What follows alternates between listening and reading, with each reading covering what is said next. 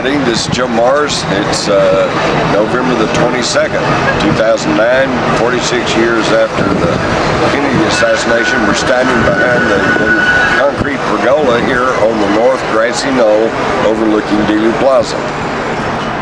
And can you tell us about your New York Times bestseller book, Crossfire, the granddaddy of all research books? Well, Crossfire is the result of a lot of work by a lot of people. There were a lot of Texas researchers looking into the assassination back in the 60s and 70s. Penn Jones, Gary Shaw, there's just almost too many to name.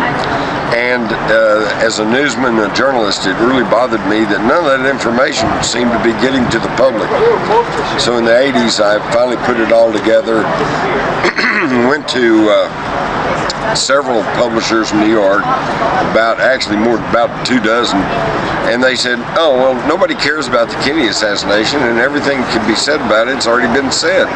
And finally, this one publisher, Carolyn Graff, they took a chance on it, and it went on to be a million seller and New York Times bestseller. So it kind of put lie to the idea that nobody cared.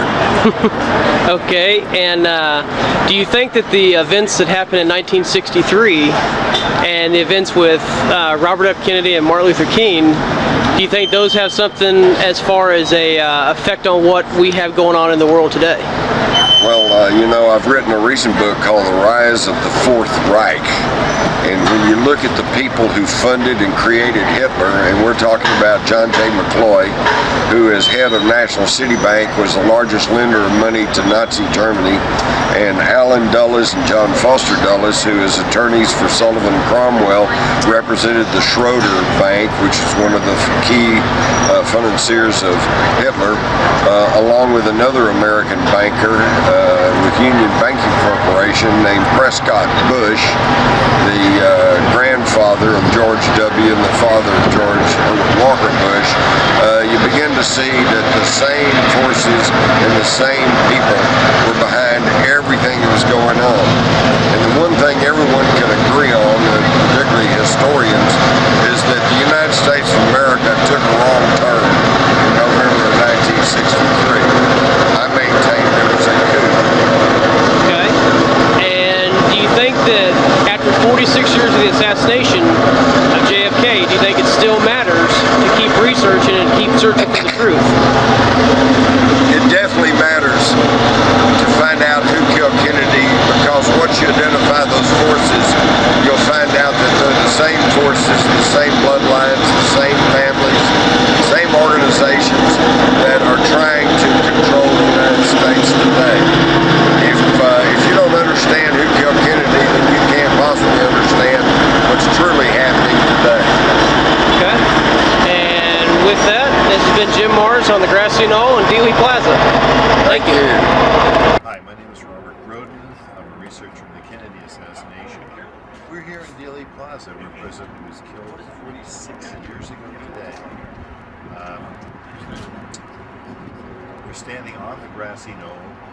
Over there is the stockade fence where the fatal shot was fired. Over there is the Texas School Book Depository, or what was the Texas School Book Depository, where the government said all the shots were fired from back then. You'd think that after 46 years we'd know the whole truth. Well, so far we don't. We know more than anybody in officialdom wanted us to know, but there's still a lot that needs to be discovered. And let's hope that before too long we will know it. Right now we know that shots came from more than one direction. We know that Lee Harvey Oswald had nothing to do with this. He was a patsy. We know that unfortunately a lot of government documentaries, or government-controlled documentaries, are now telling us that the Warren Commission was right.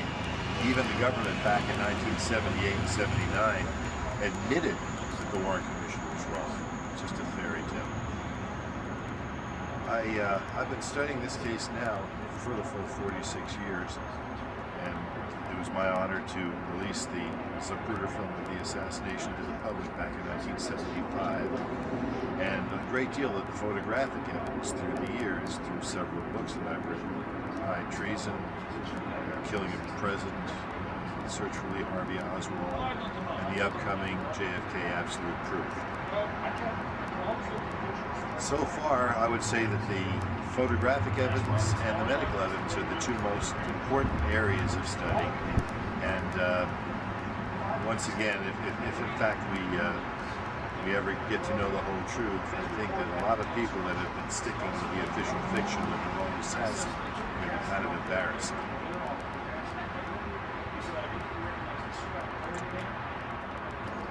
One question I have for you would be, do you think after 46 years, we still need to be asking questions about, the assassination of JFK? Yeah. Okay. We certainly need to be asking questions because we know we don't have all the answers. People say, will we ever know the whole truth? Well, it's possible we already have known the whole truth, but there have been so many alternative theories, so much false information released, that it confuses the public. And that's what the government tends to do with this. They release a lot of false evidence to confuse the public and get people to go into different areas of interest. And that unfortunately gets people to get tired, confused, emotionally tired, intellectually tired. And they say the heck with it. Other people will say, well, what does it matter? It's been 46 years. It matters a lot. If President Kennedy had not been killed, the Vietnam War as we knew it would never have happened. It would never have happened. He was already withdrawing our advisors from Vietnam. We didn't have any combat troops there while he was alive. So, will we ever know the whole truth? I don't know. I'd like to think that we would. I'd like to think that anyone who's alive that is responsible for this in any way would certainly have to pay for it one way or the other. And I'd like to think that the guilty parties, even if they're dead, will get the blame. And that Lee Harvey Oswald's name will be expunged from all of this because he didn't do it. It may be too late for truth in this case, maybe too late for justice. But I'd like to think that it's never too late for truth. Do you feel that the events that happened on the day in question, November 22nd, 1963, after President Kennedy was assassinated, do you think that do you think that event had events that led up to and, caused Robert F. Kennedy, Martin Luther King, 9/11? Do you think anything that took place back then helped shape the events that took place later on in the future? Yes, I would think that the events of November 22nd certainly affected future activities. The murder of Robert Kennedy, the president's brother, certainly was related to this for two reasons. First of all, Bobby Kennedy, as the new president, and he would have been, the first two things he would have done would be to try to solve the murder of his brother, and he was in a position to do that. And he would have continued his brother's activities and directions and policies. That would include ending the Vietnam War, which meant big business and a lot of money to some very powerful people, including Lyndon Johnson. Okay. And the next question I have is, how many shots do you feel really took place on November 22nd? The question of how many shots were fired is a very, very difficult one to try to answer. The acoustics testing shows that there were a potential of 15 shots fired. 3 from the front, 12 from the rear. They may not all have been actual shots because the testing was not completed. When I found out about the testing and was working with them on it, I requested that shots be fired from all the 21 suspected firing points, if only just to disprove them as actual shots. Well, Professor Blakey, who's running the House Committee, refused to honor my request, and they only fired from the corner of the stockade fence and from the 6th floor window on the depository. Well, that gave them a minimum of 4 potential shots. Well, there were other shots too, and there were other shots that had stronger echo coefficients than those shots, and they were arbitrarily disregarded.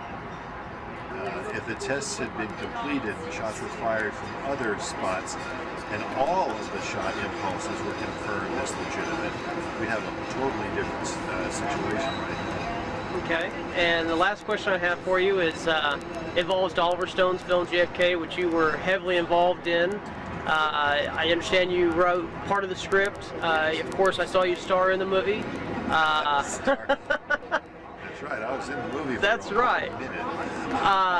How do you think the effect of Oliver Stone's film JFK has helped to revamp and get more researchers and get the young people to get up and start asking questions? I am very, very happy to have been part of Oliver Stone's JFK.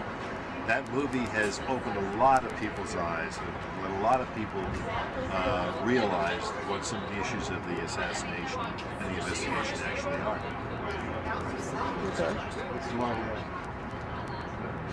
All right. Well, I appreciate it, Robert. Thank you very much. You're very welcome. Ladies and gentlemen, on November the 22nd, 1963, that's me on the day of the assassination. And we were standing at the corner of Elm and Houston. And when President Kennedy was killed, he made a left-hand turn off of Houston Street on the Elm. Behind us is the famous grassy knoll. And we saw the puff of smoke and heard the shot that hit the President in the temple. As the President was hit in the temple, there's a lamppost over there across the street where that piece of skull landed. And that skull landed some 54 feet behind the X to the left. That shot came from the grassy knoll. When the shot came from the grassy knoll, we all ran up to the grassy knoll. When we got up here, we saw the two men back here with the Secret Service badges saying they were Secret Service agents. Mr. Jim Hawkins took this picture 34 seconds before the President was shot. That's me on the day of the assassination right there in the red and white plaid shirt. We were standing there by the Dow textbook. So when all this happened, everybody ran up here to the grassy knoll. Mr. Abraham Zapruder was standing right there on that pedestal, and that's where he filmed the Kennedy assassination from. And the red tower that you see back there with the red roof, that's where Mr. Lee Bowers was. He was back there in that tower, the old Burlington Northern Railroad tower. And Mr. Bowers and several witnesses that were back there met ill-fated, unexplained deaths. But being here that day, ladies and gentlemen, we saw the puff of smoke. The shot came from the grassy knoll. We all know that. And nobody will ever tell me that Lee Harvey Oswald fired any shots from those windows. He did not. He was the patsy. He was set up. And it was an ingrained thing. This gentleman you see walking up the hill right here, you can get him on camera there. That's my partner, Steve Allred. Steve and I have interviewed 183 witnesses that were living at the time. We have them all on taped interview. This gentleman right here behind you, this is Officer Robert Rowe. He was one of the arresting officers of Lee Harvey Oswald. And this gentleman right over here, a former undercover agent and FBI. And we all come here every year to infest the truth about the assassination. So I appreciate the interview, sir, and I hope I give you some justice to the truth. I'm Robert Rowe. My last name's spelled R-O-W-E. I was a Dallas police officer starting in about 1954. I started working in jail. Later on, I went out on the street in uniform in 1956. On the day the President Kennedy was killed in Dallas, I was working undercover in the narcotics section. And I was in plain clothes.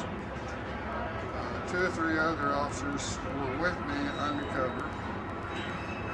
We were working on narcotics transactions and some prostitution cases.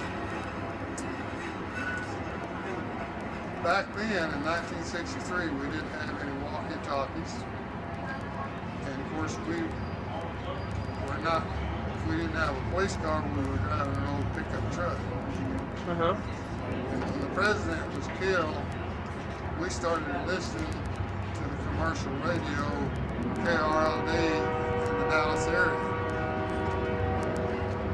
For about an hour or so, we were listening to the JFK being shot and taken to the hospital and being DOA.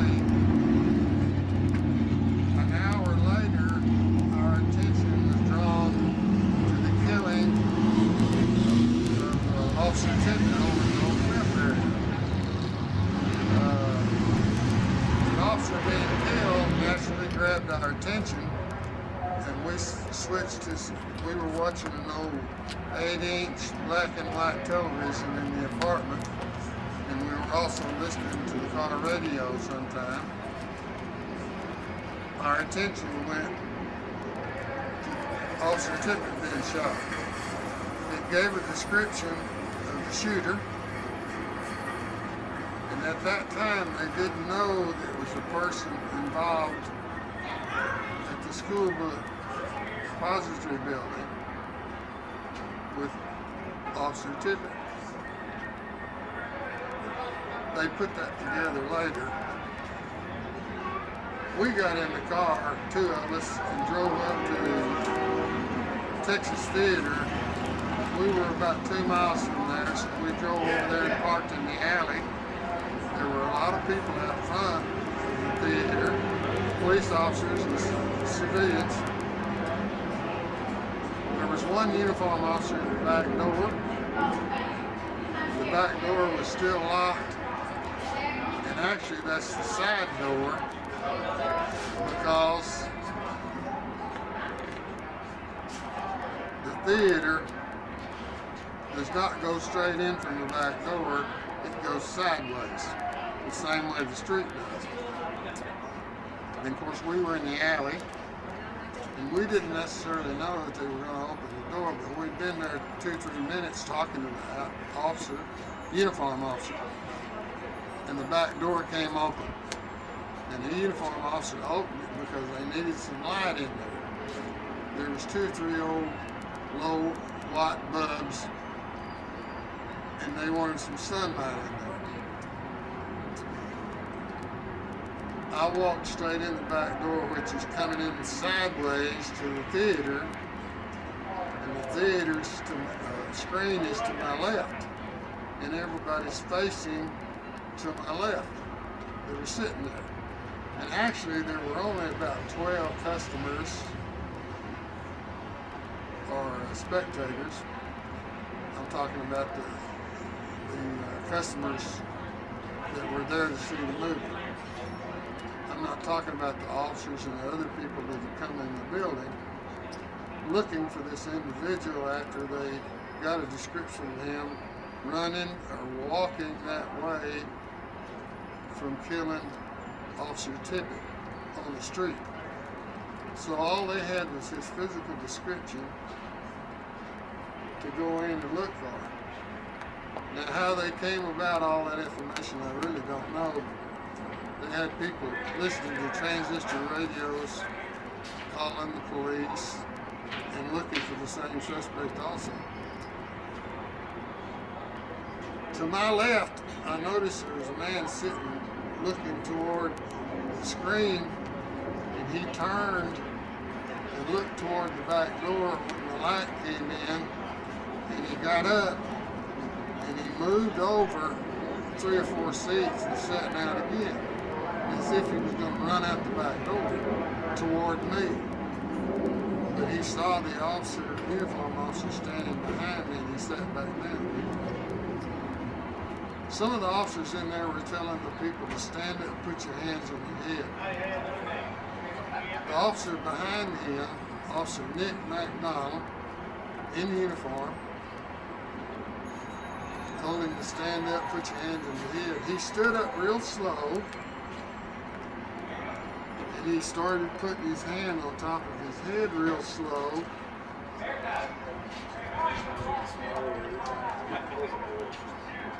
And he turned around, he had his back to the officer, and the officer would be standing in your place, and there's a row of seats behind him. He pulls the gun out of his belt, he has a shirt tail out, the buttons are open in front a little bit, and he pulls the gun up under the shirt.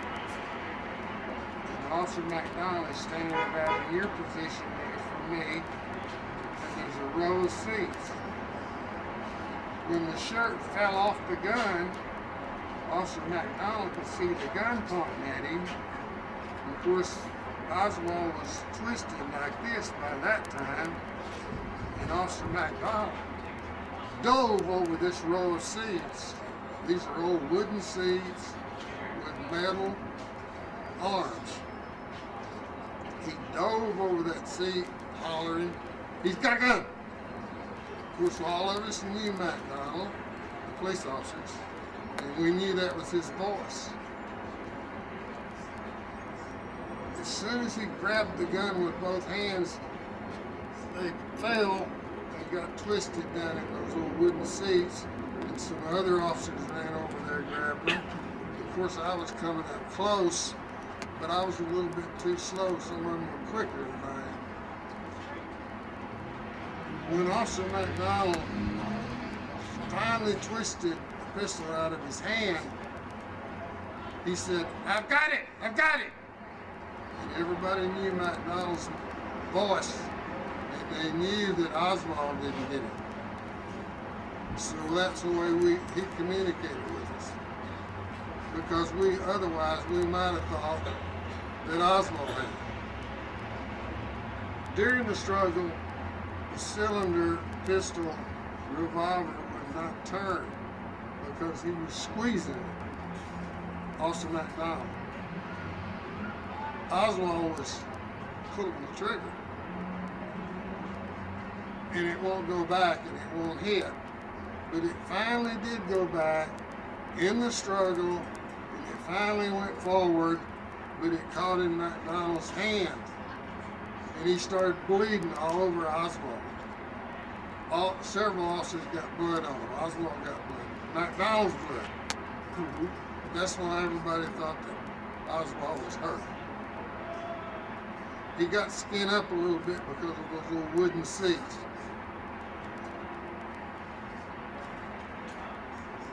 When Oswald turned around and McDonald grabbed that gun,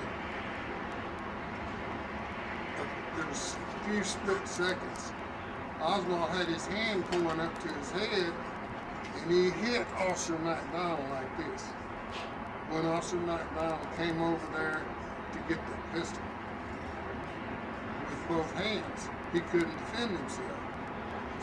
Then that's when they fell on down in between the seats.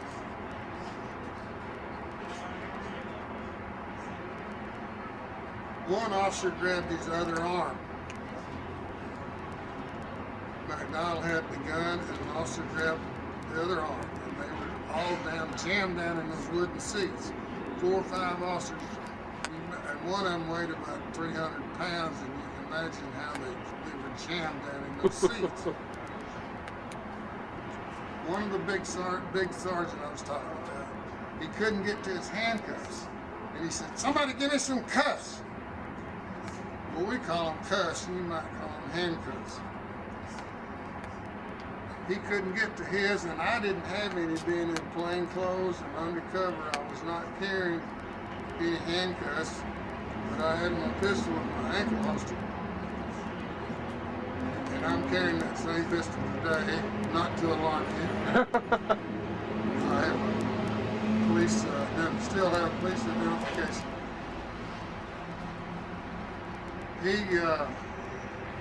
One officer that hollered at us and said, "Give me some cuffs."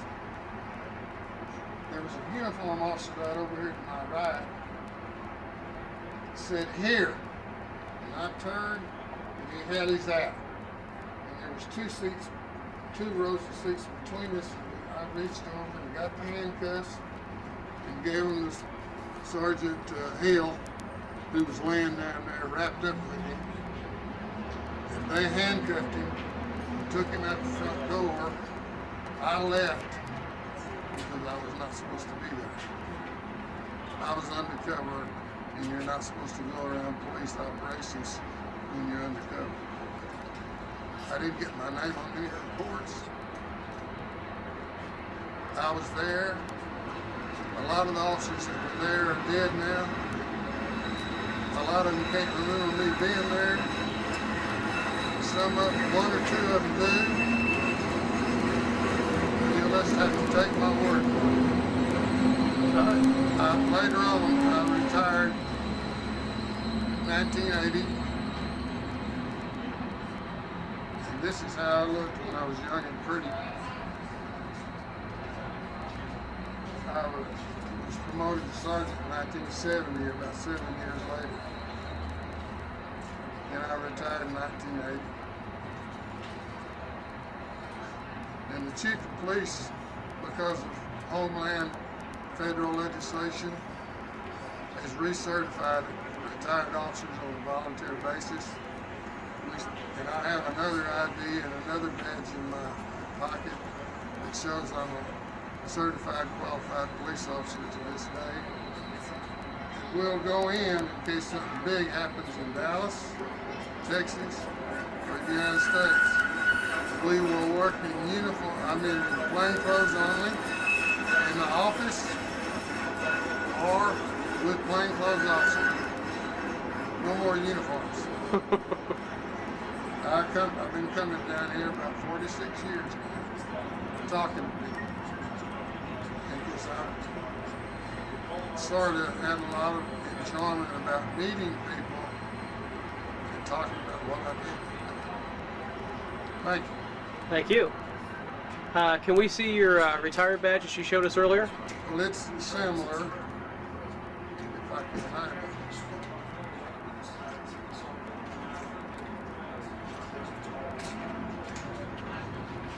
It says retired down here, and it has my old badge number.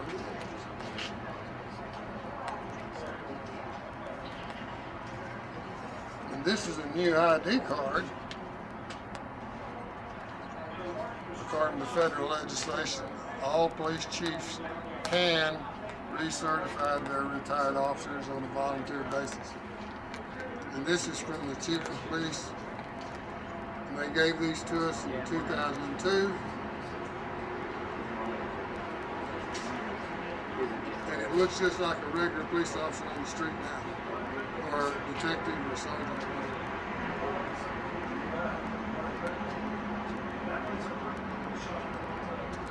The sergeant's badge is an old badge that I had years ago.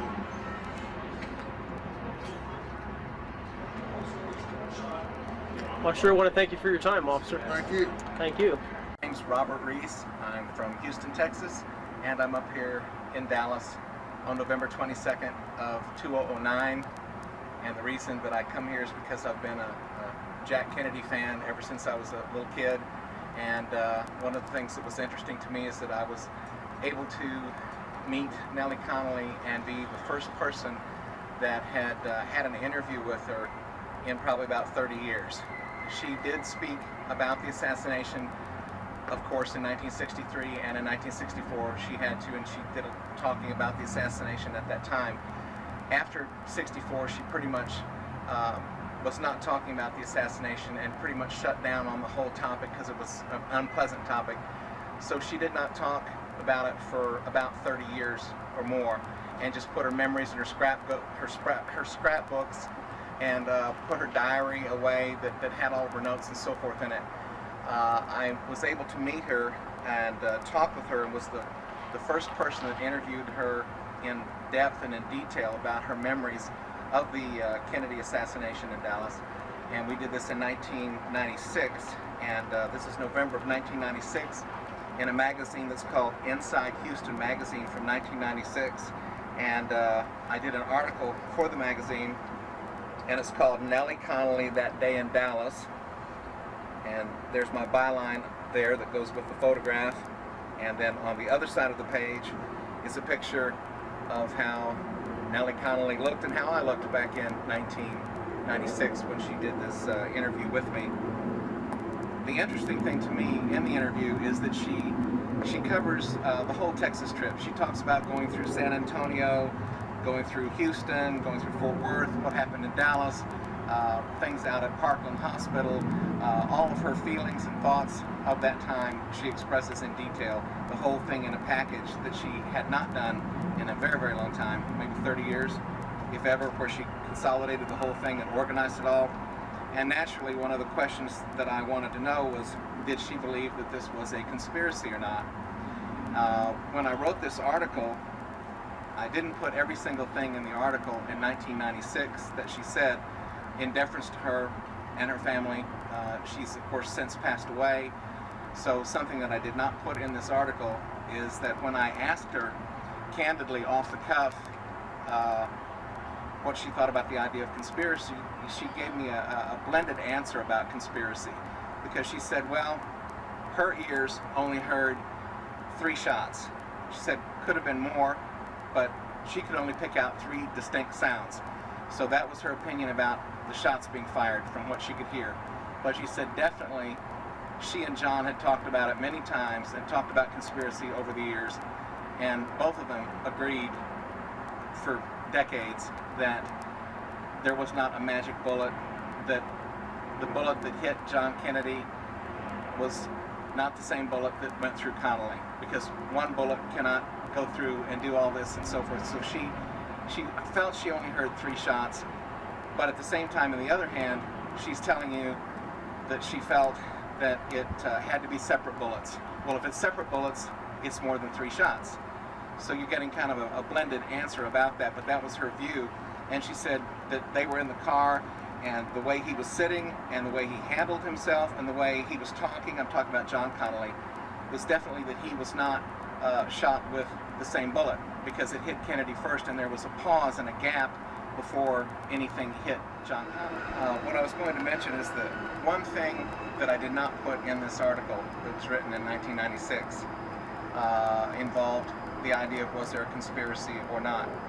And out of deference to Nellie Connally and her family, she was alive at the time naturally, out of deference to her, I did not go into a bunch of specifics. I kept it a lighter piece of material. But now that she's deceased, I thought I'd go ahead and fill in something that is not in the article that I wrote in this magazine in '96. And that is, I asked Nellie Connally, do you believe in conspiracy? And she gave me actually a blended answer, because she said in her left hand, she thought, no, this is not a conspiracy, because I only heard with my ears 3 bullets. That's all I heard was 3 shots. Could have been more, but I only heard 3. Then in the right hand, she says, however, I will tell you this, draw your own conclusions, the bullet that hit John Kennedy that was supposed to hit Connally, no, was not the same bullet. She said she didn't believe in the magic bullet theory. She didn't believe the one bullet went through Kennedy and then also went through Connally, and it all passed through just like that. And she said she didn't believe that. So again, 3 shots are heard to her ear, but she said no way was it the same bullet, because she said from his demeanor and his deportment in the car at the time, the way he was holding his hat, the way he was sitting in the car, the way he was poised and posed and sitting there and turning around and looking at what was happening to Jack Kennedy and turning and talking to his wife, there was enough time here that one bullet didn't go through one person and into the other person. There was enough time here that it was definitely a separate bullet. So if it's a separate bullet and it's not the magic bullet and not one bullet, then you've got a conspiracy. So her answer again was a blended one of what she heard versus what she saw and what she felt and what she lived. So it's a blended answer as to how she felt about the possibility of conspiracy, and it sounds like to me that possibly we've got another piece of support towards conspiracy, at least towards 2 or 3 shooters and towards more than 3 bullets. All right, well, thank you, Bob. Thank you very much. I Appreciate it.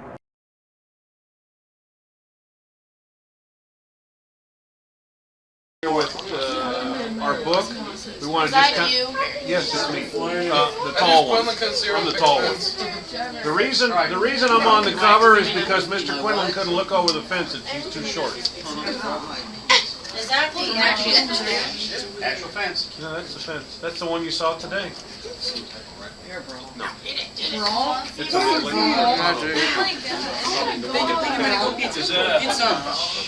What is the rifle you're shooting there? 7.65 Magnum Carcano.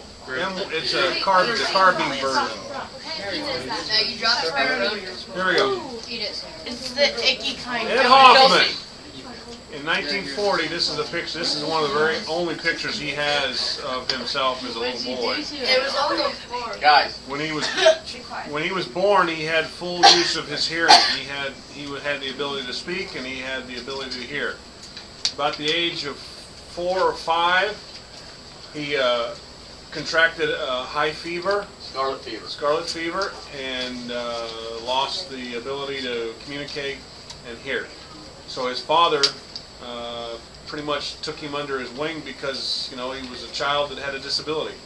And like Dr. McClellan said, back in the 40s and 50s and 60s and all the way up even to the 70s, if a person had a disability such as that, they were considered deaf and dumb. Ed Hoffman is not dumb. He's a very intelligent man. Hell, he was working on highly classified projects for Texas Instruments. So he's certainly not a person of low IQ status. Okay, hold on, Brian. Guys, come on in and take a seat right here if you would. I know it's kind of uncomfortable, but get there.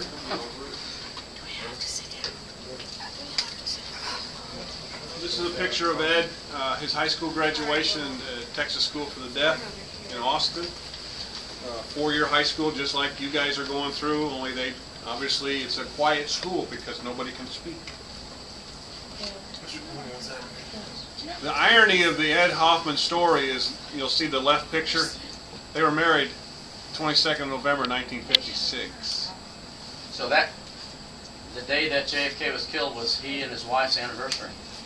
They will never forget that. Yeah, in fact, they were supposed to go out to dinner that night, and all the activity that happened, all the things that Ed observed, he didn't feel like going out. On the morning of the 22nd, Ed worked at the north plant of the Texas Instruments in North Dallas, broke a tooth while he was chewing a piece of ice, and left to go to the hospital or go to the dentist in Grand Prairie. His route took him past Dealey Plaza. He saw cars parked on the side of the highway, remembered President Kennedy was coming, decided to pull off the highway, pulled off of Stemmons Freeway, through Dealey Plaza, no place to park. Dallas police were on duty. They weren't allowing anybody to park downtown. So they ushered him out through Dealey Plaza, through the triple underpass, and out onto Stemmons Freeway.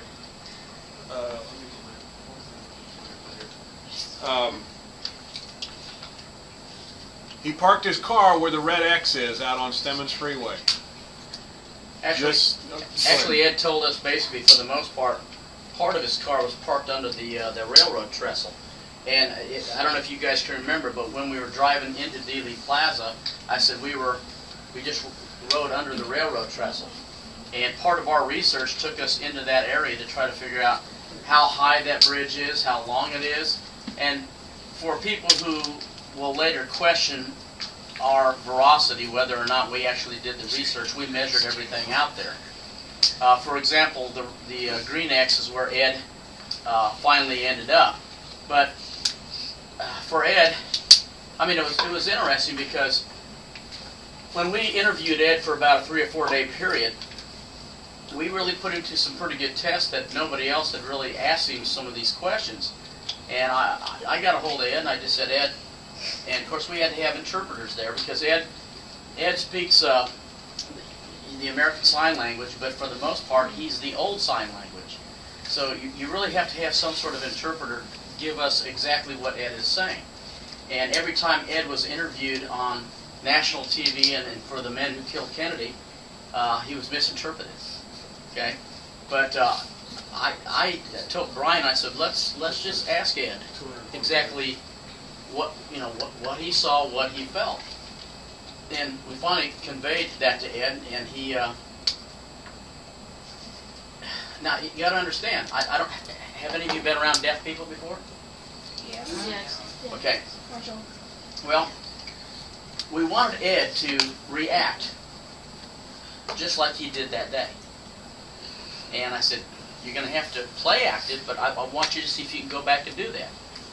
He was so excited about what he had seen, he went to his father. Now, we'll talk a little bit about that later, but he went to his father, and this is what he tried to do. He tried to sign, but as he's signing, he's talking like this.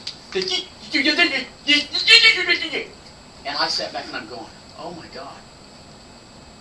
And at that particular point, I realized he's so into this, he can't hear himself, and he sounds like most of us would sit back and say, he's an idiot.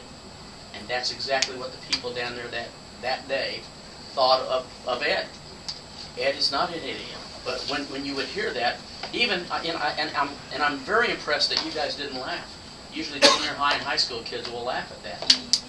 But I mean, seriously, I mean, this is a guy who saw something, a piece of history, and he wanted to tell somebody, and nobody wanted to listen to him. And especially his dad. His dad was afraid for his son's life, and he goes, "You be quiet." Go ahead. Ed parked his car here, close to this railroad trestle. Ed said when he got out of the car, there was a police officer standing on top of the trestle. But not there. Somewhere in there, right? Right. Somewhere in there. Okay. Over to, it would be off the page. Okay. Somewhere right in there. He saw the officer up there. He walked back, walked down the slope of the overpass, of the entrance ramp. Couldn't find any good place to stand and watch, so he went back up on top and stood and sat along the edge of the shoulder of the roadway. Back then, it was 3 lanes of highway and a shoulder on both sides for cars that break down. From here, this is the same level as this area here. Ed could see all of this. He could see the triple overpass. He could see all of this area here. He couldn't see Dealey Plaza itself because of the elevation, like I explained today, but he could see all of this. He could see all of this. He could see everything in between. And what is really unique about this, we had a guy by the name of Gerald Posner, and I know some people were asking me about Posner today. And Posner says there's no way Ed could have ever seen the things that Ed saw, because that sign, you want to point out that sign, Brian? This sign right here was in the way. Okay? Well,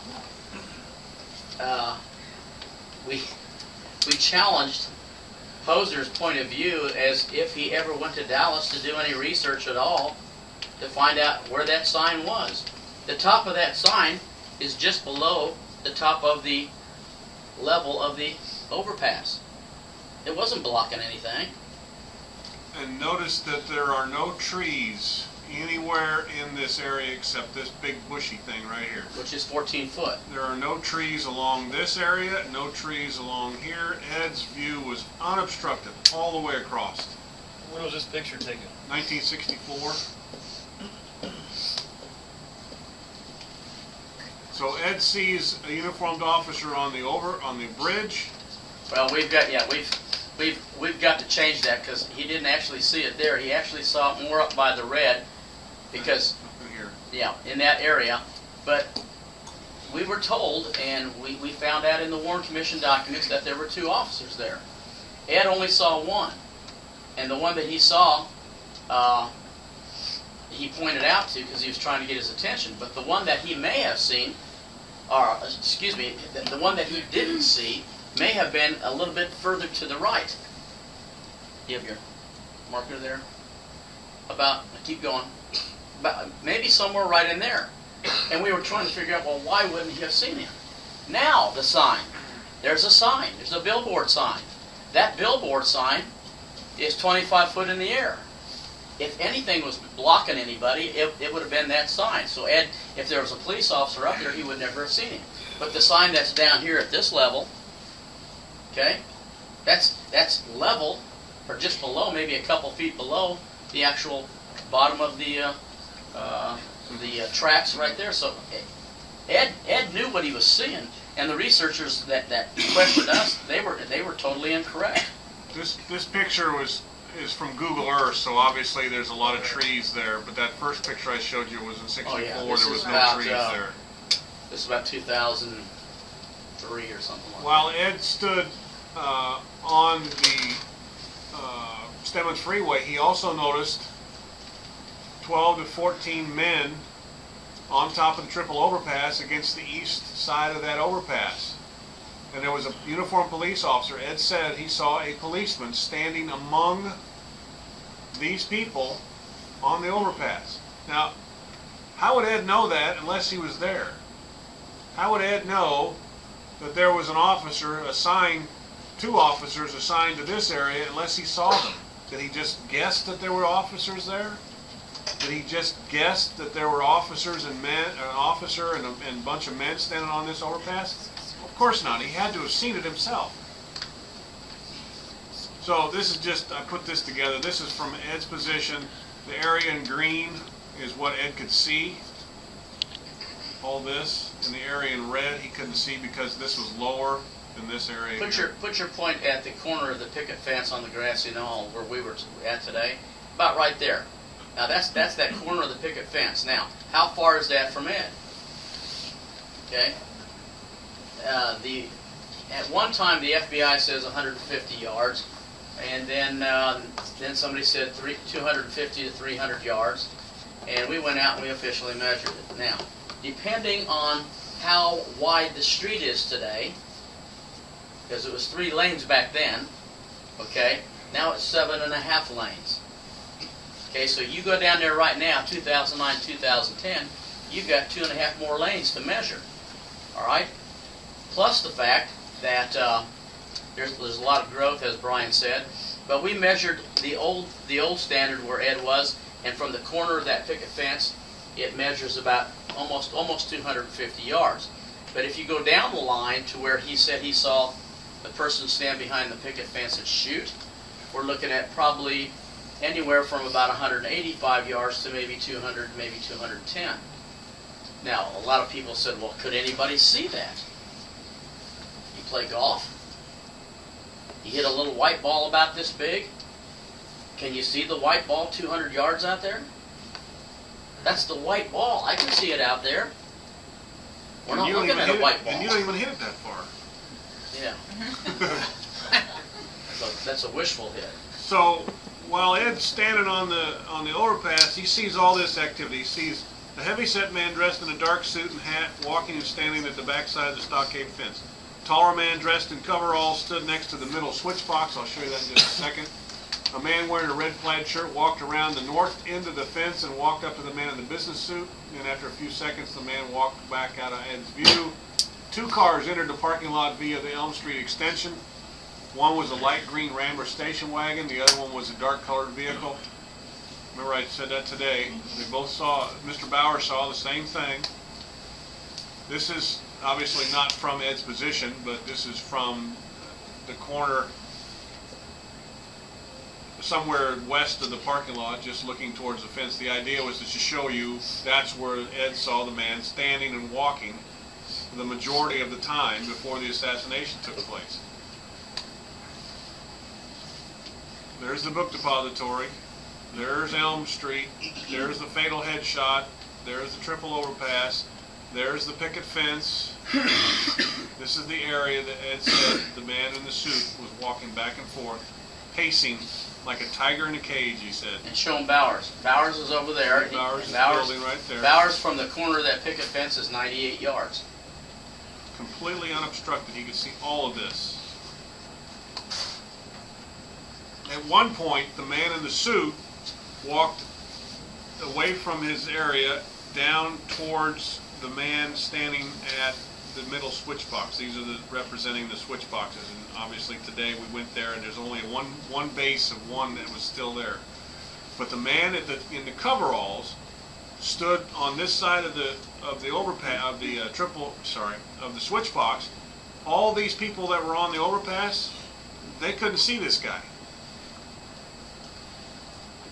Obviously, Ed from 220 yards couldn't tell these people were conversing, but it appeared that they were involved in something because they were talking. They were close to each other, close proximity. And I got to tell you this because we were really questioning Ed as to why Ed would stand where Ed stood that day, and one of the reasons we were asking Ed is because, for the most part, when we got up there, when we actually got up to where Ed was standing, my God, cars are going 70 miles an hour, and I'm looking and I'm hearing all this noise and stuff like that, and these cars are zooming by, and I'm totally to the point. I'm afraid to walk out. Well, guess what? He couldn't hear, and I said, oh my God, he can't hear. He never heard all this stuff. We that can hear, we can hear cars zoom. They were going by, and I'm sitting there going, what? I'm obstructed because I'm sitting there watching the car. Ed says, wow, this is a great place to see. He didn't know why people weren't up there. Unobstructed view. You heard trains in the railroad yard, cars zooming by. You can't hear. There were 3 switch boxes there along the east line of the railroad tracks. The idea of the switch boxes was workers in the yard could manually switch a track to move a train onto another line.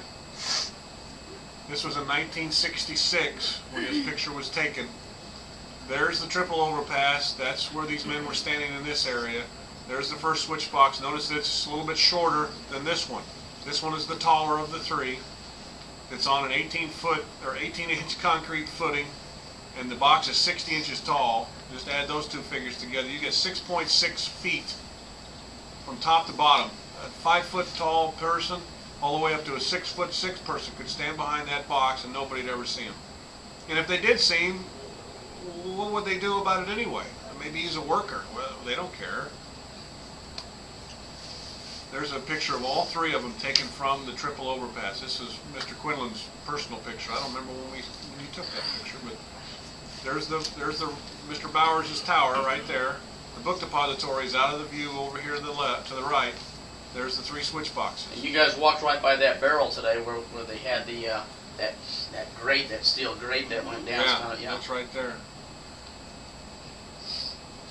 This is a picture from a book called Cover Up that shows the 3 switch boxes in relation to the parking lot, triple overpass. There they are. Right And there. I believe this is a 1965 picture.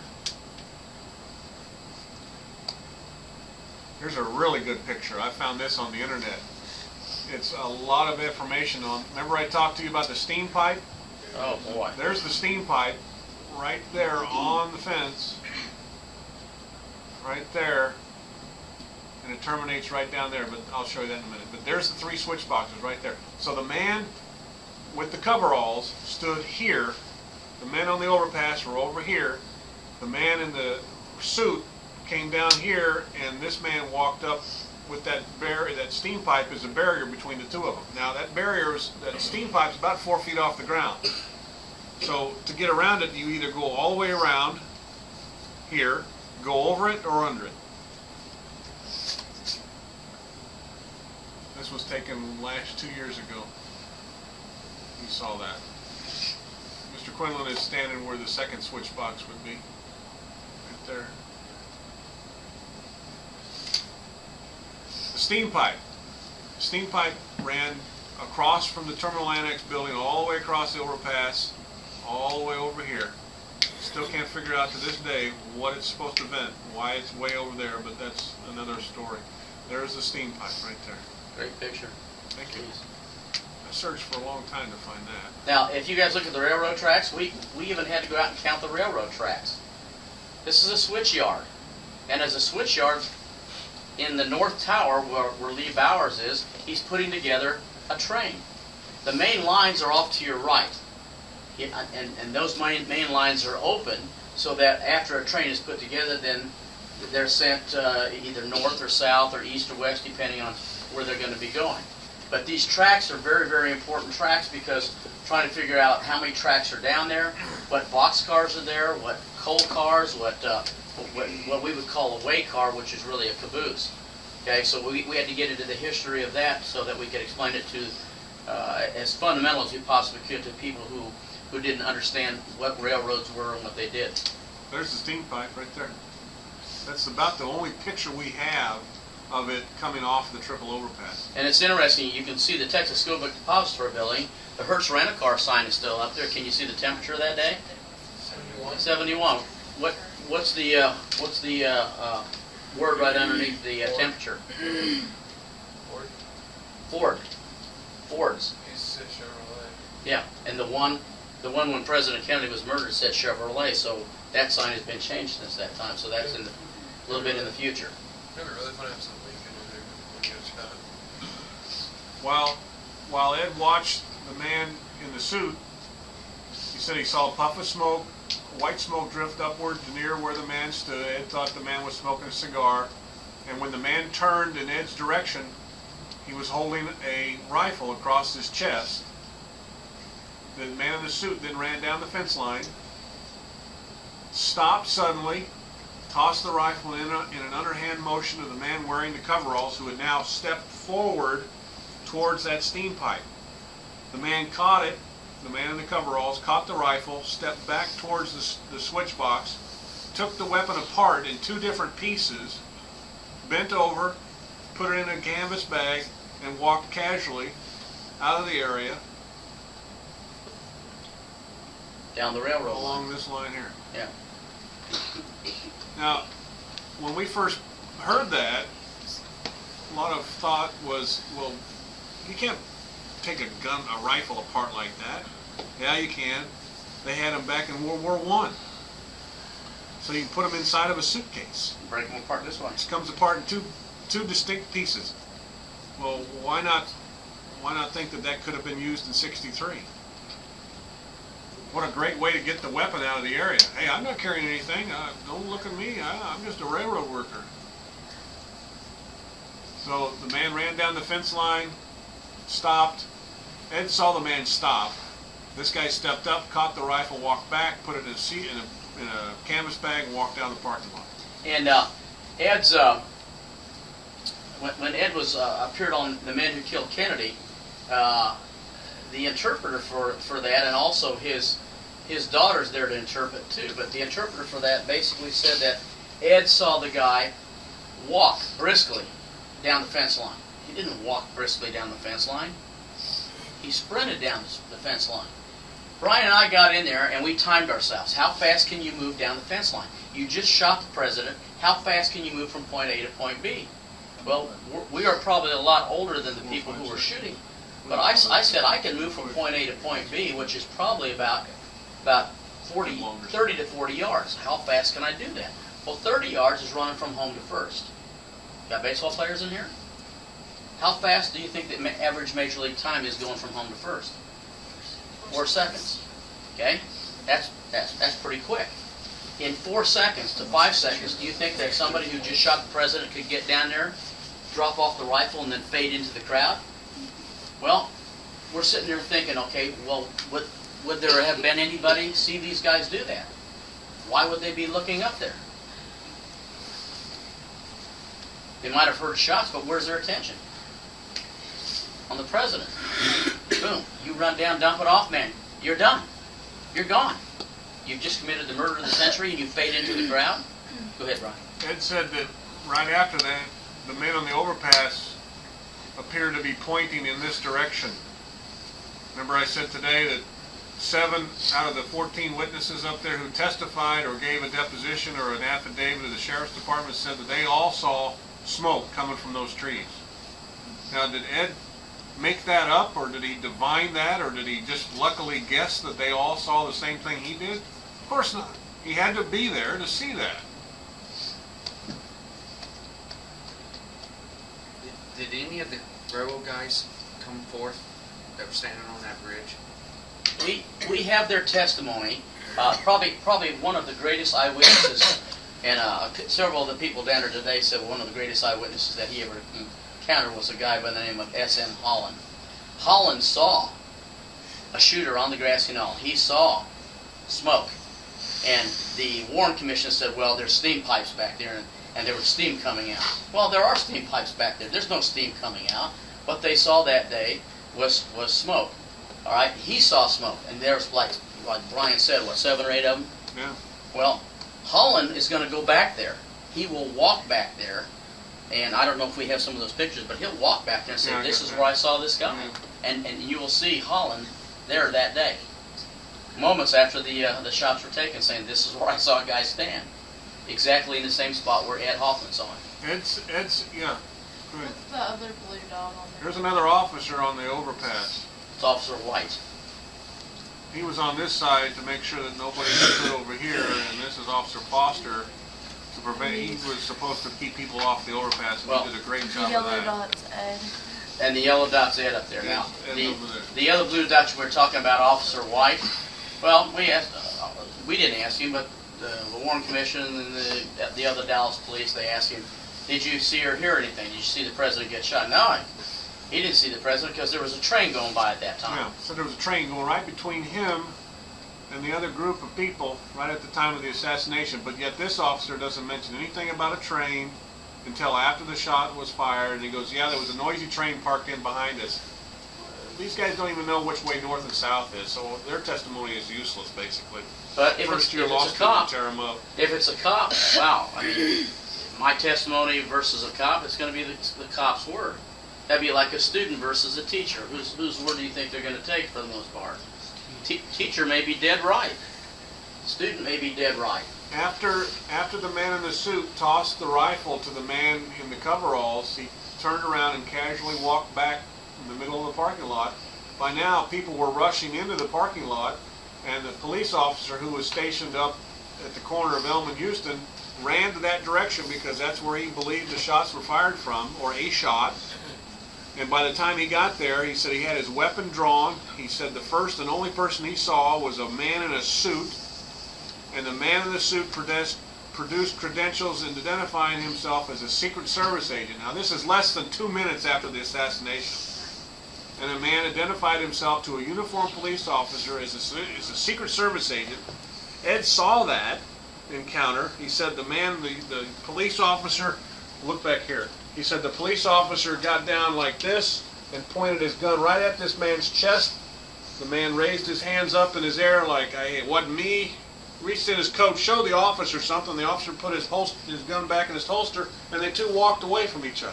Now, Ed saw that from about 180 yards.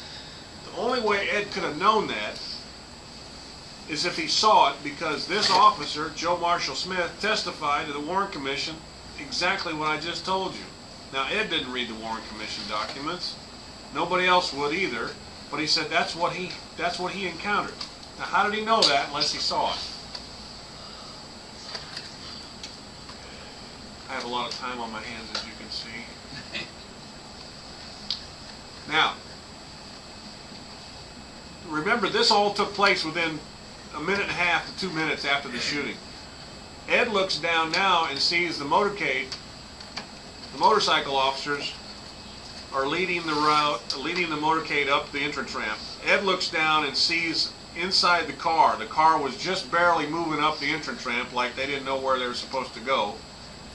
Remember, the top of the limousine is off. Ed can look down from 15 feet up in the air into the car and saw Mrs. Kennedy on her knees facing the back of the car with her knees on the floor of the back seat.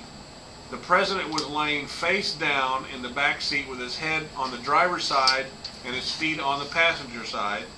And Ed said that Mrs. Kennedy was shaking the president, and the back of the head had a massive hole in it, and nothing but blood is all he saw. And what was really interesting about that, about 15, almost 20 years ago, we were questioning Ed, and I remember exactly where we were. We were at that Grapevine Mall. We were eating dinner there, and we were writing notes down, and Ed said, well, he saw the car come underneath. And I said, you saw JFK's car? And he says, yeah. Saw the car, and I said, well, what did it do? He says, well, it almost came to a stop. I said, the limousine almost came to a stop? And he says, yeah. He says, the driver and the assistant driver were on the phone, and he says they looked mixed up. Now, you know why they were mixed up? They had no idea where they were. The president had just been shot. They had to go to the hospital. They didn't know where they were going. Do you think that would happen today? No way. The two guys, the reason they didn't know where they were going is the two guys driving the car from Washington. They'd never been to Dallas before. They had no idea. They were following the chief of police's car. And chief of police knows where he's going. These guys have no clue where they're going. They passed up the chief of police, and then they slowed the car down, and Ed said, I could, from where my vantage point was, I could look right down in the car. And he says Jackie Kennedy was on her knees in the area where JFK was sitting, because he had fallen, the head went back to the left, bounced off the seat, and slid down the seat where Jackie Kennedy was seated. But then she crawled out the back of the car and then came back in. Now JFK's head is down in the seat where Jackie Kennedy was sitting. Does that make sense to you? Once you start putting these things together, you go, okay, yeah, that does make sense. So she crawled back in, Secret Service crawled back on top of that, and Jackie was on her knees shaking the president. This is from Robert Groden's, one of his films, asking witnesses, where was the hole in the back of the head? Do you think about this? Ed Hoffman was the first civilian that was not in that car that correctly identified the wound to the president's head. He saw it within 30 seconds of the assassination.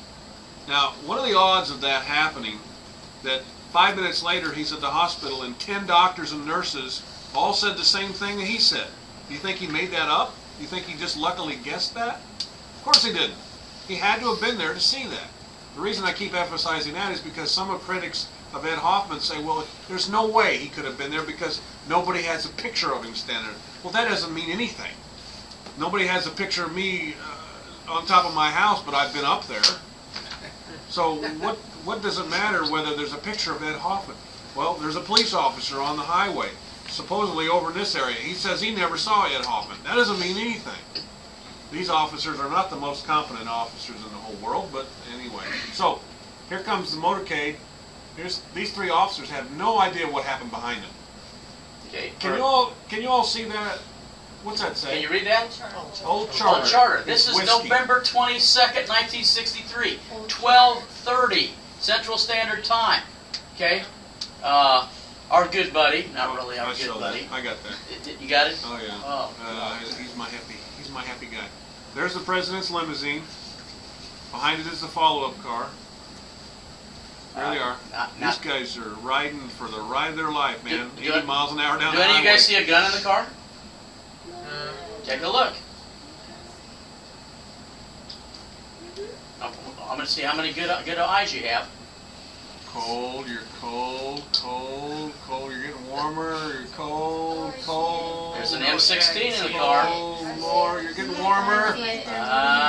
Right. Right. This guy has it, and the. I'll get to it. Yeah, we got better pictures, but. So Ed tells us that, my God, he put it together. The president's been shot. He sees a big hole in his head. He sees this guy was over here with the rifle, saw the puff of smoke, and put two and two together and thought, that's the guy who shot the president. So Ed, from his position, starts running and waving his hands to try to get this officer's attention. Remember, He's there was an flailing. officer up here. He's going like this, trying to get his attention. Okay? As he's running full speed this direction, here comes the follow-up car. With an M16. And the officer probably saw Ed running. Put the gun right on him. Leveled the gun at him. Ed said he froze like a deer in the headlights. Well, I don't blame him. I would have too. So Ed said 3 or 4 cars passed. Nobody else was pointing a gun at him, so he ran to his car. Show him where his car was. Back up. No. That's on the highway. Oh, sorry. Yeah, right there. Right up here. Okay, and the reason this is important is because our critics are going to say, so you're going to tell me that Ed ran and got in his car and got into Stamford Freeway? Sure. Where were the cops stopping all the traffic? Right there. Where's Ed's car? Right there. He's in the same lane as the president's motorcade is clear to go. So what does Ed do? Gets in and goes right after the president. But he's not going after the president. Where's he going, Brian? He's going to go back around trying to get behind Dealey Plaza to find that man in the suit. They said, there's no way Ed could have done that. Yeah, there's a way. He just drove right there. Followed the presidential limousine. It was clear. It was open. If Ed Hoffman was fabricating what he saw, how did he know a Dallas police officer was assigned to the top of the railroad bridge? How did he know 2 Dallas police officers were assigned to the triple overpass? How did he know there were approximately 12 to 16 men standing on the triple overpass watching the motorcade? How did he know 2 cars drove in the parking lot on the west side of the book depository that Lee Bowers saw? How did he know there was a puff of smoke that 16 other witnesses said they saw? How did they know there was a man in the suit would be confronted at gunpoint by an officer of the Dallas Police Department? How did Ed Hoffman know that the injury to the president was in the back right portion of the skull? How did the man in the follow-up car, how did Ed know that there was a man in the follow-up car with a rifle? Any ideas? What do you think? He had to have been there. Absolutely. There's no way. I mean, as a police officer, I've interviewed everybody from a child molester to a person who had lost a puppy and everything in between. And I can tell you straight up that Ed Hoffman is the most honest witness I've ever interviewed in my life.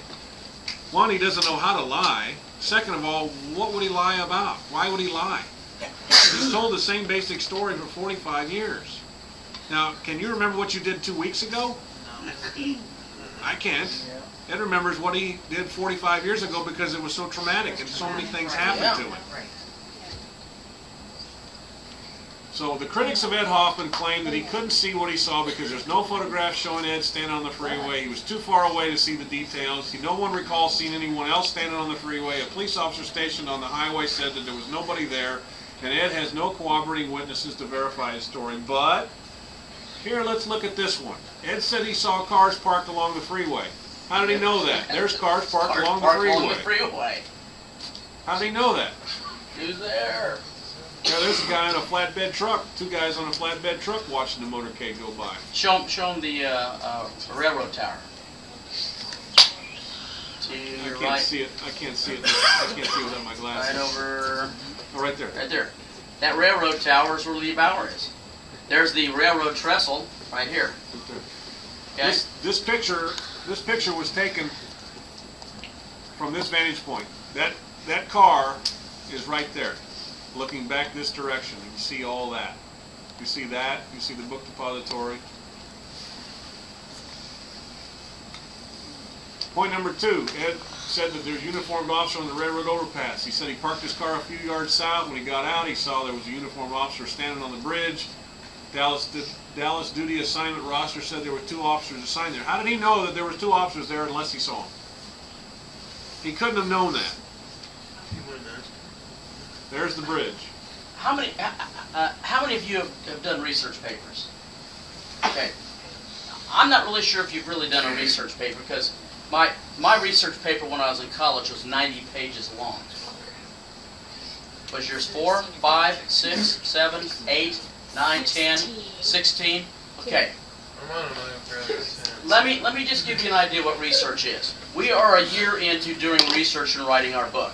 And I can remember it was probably about 1 o'clock in the morning. We were at Nebraska Furniture Mart. That's where we did a majority of our research. When I got out of school at 3 o'clock, I went there day after day for a year, about a year and a half, and we would write, we would research, we'd find material.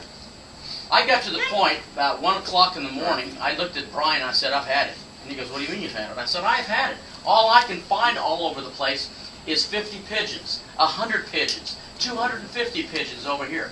Pigeons, pigeons, pigeons, pigeons. And I said, I got it. The pigeons killed JFK. Because everybody's describing pigeons flying up all over the place. Gunshots, boom! Pigeons fly off the Texas School Book Depository building. Gunshots over by the grassy knoll, boom! Pigeons fly off the ground. I'm going, carrier pigeons, they're carrying weapons. They're dropping bombs on JFK. I got to the point where it was actually crazy, and I said, we need to take a break. Because I got pigeons coming out of my head. But the very next day, I put together a 25 slide PowerPoint program on pigeons. I haven't shown it to anybody yet. But carrier pigeons carrying bombs and weapons, yeah, it's crazy stuff. Go ahead, I'm going to fix something here. Okay. Question, yes? Any questions, guys, so far? All right. One of the reasons I'm telling you about our research is because we've always done a tremendous amount of research. A lot of it has to do with reading and then trying to figure out how to file some material and then write. Once we made up our mind to write, it was one of the hardest things I ever did in my life. And not only that, both Brian and I are teachers. Well, I'm not an English teacher, okay? But I was correcting everything that he was doing wrong, and he was correcting everything that I was doing wrong. And we just bounced off of each other.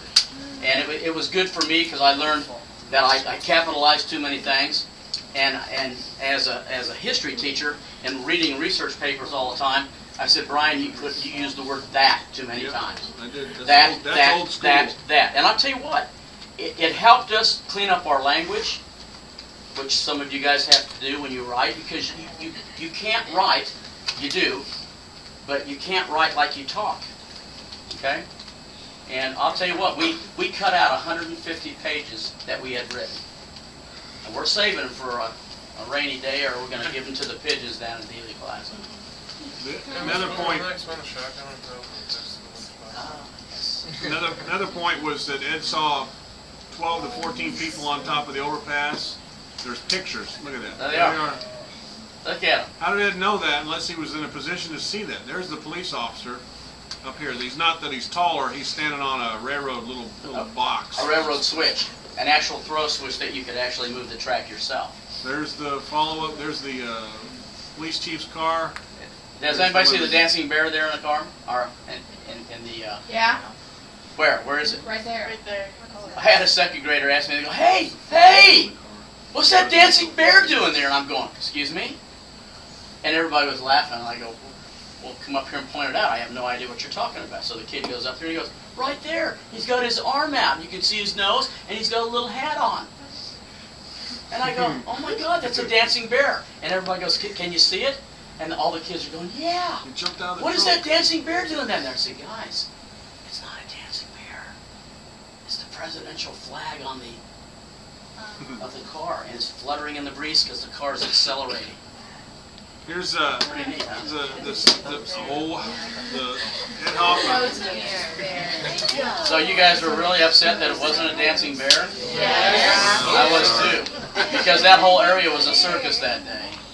This is a statement, an affidavit by Phil Newman, who we've interviewed multiple times. He said, as he and his wife and their 2 children stood on the north side of Elm Street, says as the president came up alongside in the motorcade, he said the president was hit on the side of the head. It seemed that we were in the direct path of the fire. I thought the shot had come from the garden behind us. Now, Ed said that there was a puff of smoke. 12 witnesses said there was a puff of smoke over behind the picket fence. These people were right in the line of fire. Here's what Sam Holland said. He was on top of the overpass. He says, at the moment, I heard what I thought was a moment for it was a firecracker, and the president slumped over. I looked over towards the arcade, that's the fence and the trees, and saw a puff of smoke come from the trees. But the puff of smoke I saw definitely came from behind the arcade through the trees. Now, if you're all a defense attorney and you're going to defend Oswald, how did the smoke get from the building to the trees? Well, maybe there was another reason there was smoke coming from the trees, because maybe there was another shooter behind the picket fence. No, I got these out of sequence. All right, there's the gun. There's the gun. There's the weapon right there. Now, a lot of you guys are looking just to your left of that. Do you see that left, or do you see that white, the black line there on that guy? That's his tie. Oh my God, there's a rifle! No, it's not. There's the rifle. They just come out from underneath the overpass. There's the rifle right there. We know that because 6 of the 8 agents in that car wrote reports that day and said Agent Hickey had the AR-15 out of the storage locker, and had it ready to go. There's Ed. There's me. That's Mr. Quinlan. Go Jayhawks. There's one of our kids' trip we went on. There's the Hoffman family. That's Mary. That's Mary today. Little Mary. Little cheeky Mary there. Gerald Posner wrote a book called Case Closed. I would advise you strongly not to buy it. It's a waste of $35. Buy our book instead. But in the beginning of the beginning chapter of the book, he claims his own book was the most accurately researched of any books on the case. Well, let's take a look at his little research. He says, 1963, a large Cutty Sark billboard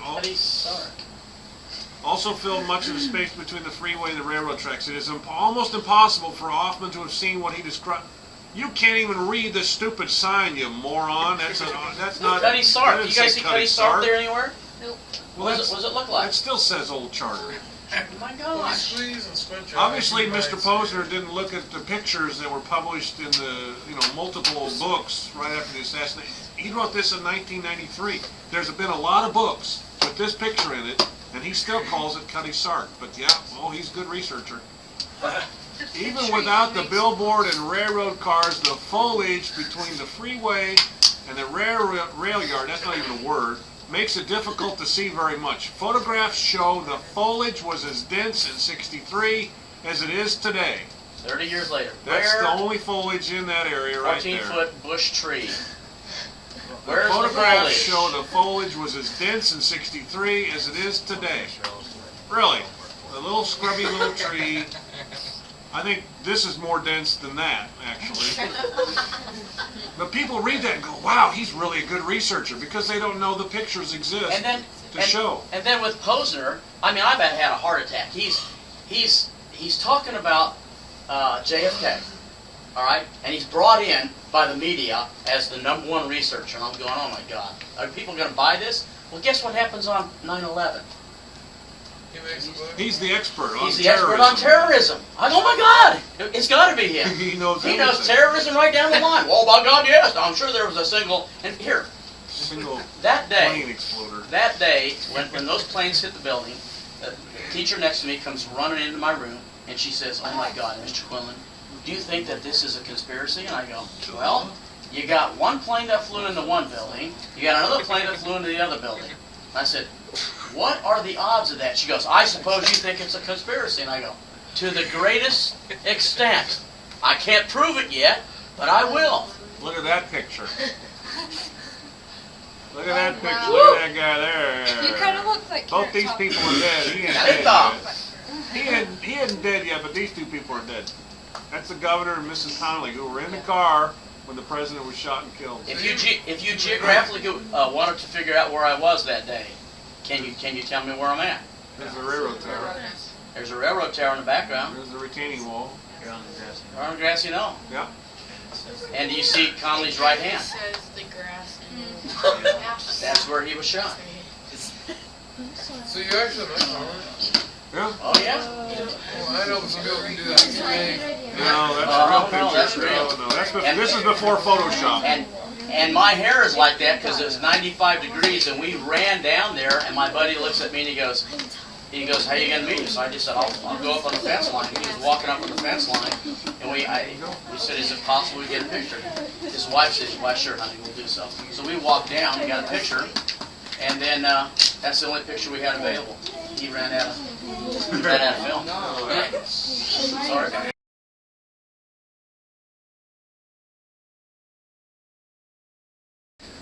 We're here with Casey Quinlan and Brian Edwards, the authors of Beyond the Fence Line, and we have a few questions for them. And we're going to start off with Casey. Tell us a little bit about yourself. Tell us a little bit about behind the book, research that you've done, and being a teacher for the last umpteen amount of years. Well, first of all, my name is Casey Quinlan. I've been researching the John F. Kennedy assassination for the past probably well over 44 years. I've been teaching probably about 36 years as an adjunct professor at the university level and as a high school teacher in the state of Kansas. As my research progressed, I had the opportunity to run into Mr. Brian Edwards. We teamed up, and for the past 30 years we've been taking students on tours of Dealey Plaza and giving them an opportunity to be educated in the materials that we have read and tried to produce. And since that particular time, we've written a book called Beyond the Fence Line. It's a book about a key eyewitness to the murder of John F. Kennedy, a guy by the name of Ed Hoffman. An excellent book written by some excellent people, and I think that you would definitely enjoy this. Okay. And Brian, why don't you go ahead and tell us a little bit about yourself?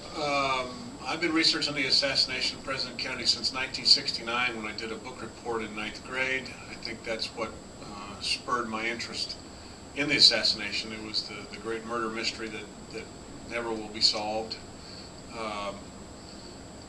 My background is 20 years of law enforcement experience, investigations, interviews, and because of that background in criminal justice, I decided to devote more time to investigating the homicide of President Kennedy.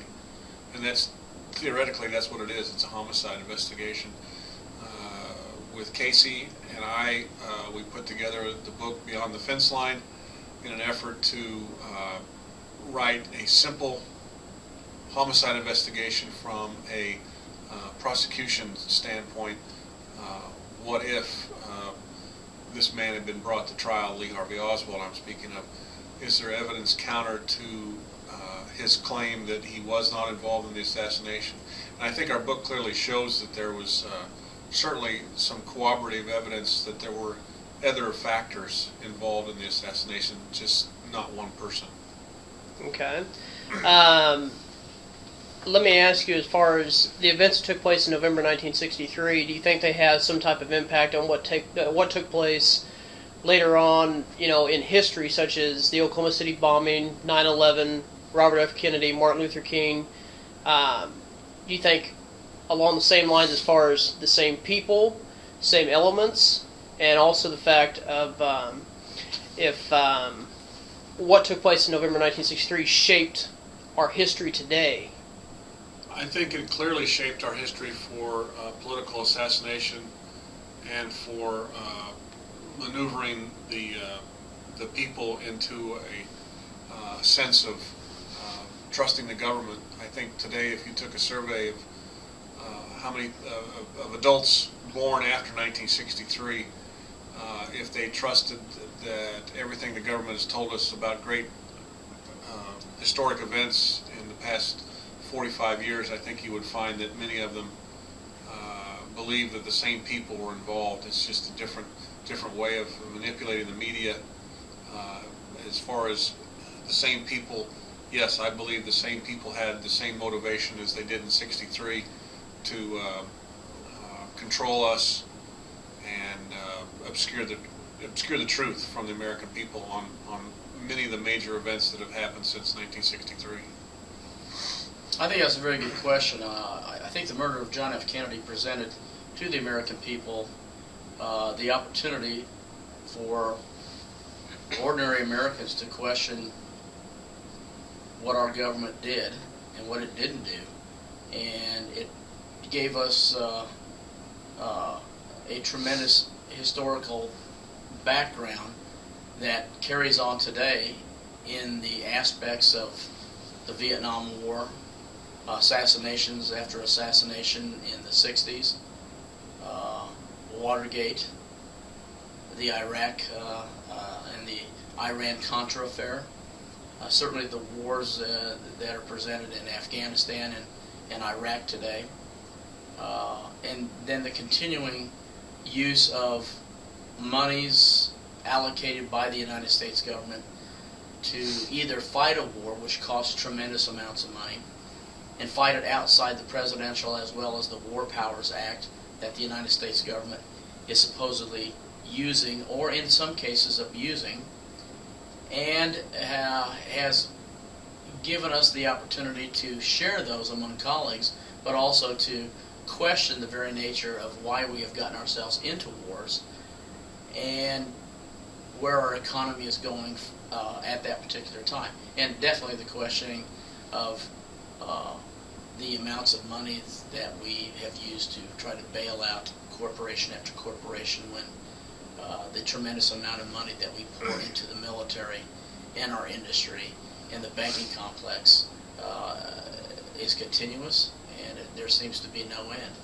And for the average American citizen, I think, who really wants to be part of America, we find a bottomless pit that we are in, trying to bail out the United States of America and saving it from a disaster. Okay. How do you feel as far as the fact of the way the Secret Service acted in 1963 on the protection of President Kennedy? Do you think that their actions that took place back then would have something of a difference of today in today's standards? I think basically that the Secret Service and the events that took place surrounding the murder of John F. Kennedy were used as a focal point and a teaching point so that future Secret Service agents could better protect the president. And God forbid that I would say that we needed a guinea pig such as John F. Kennedy to be assassinated to clean up what we would say is our Secret Service.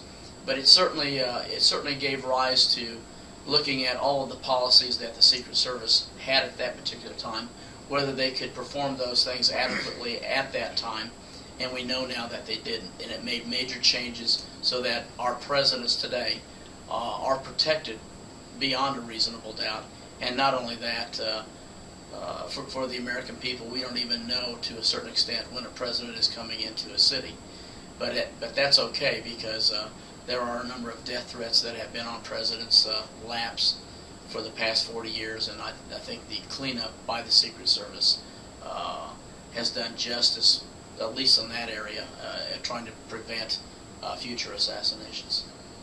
I agree with Casey on the Secret Service's role in the protection of the president. It's a vital element to the protection of the heads of state.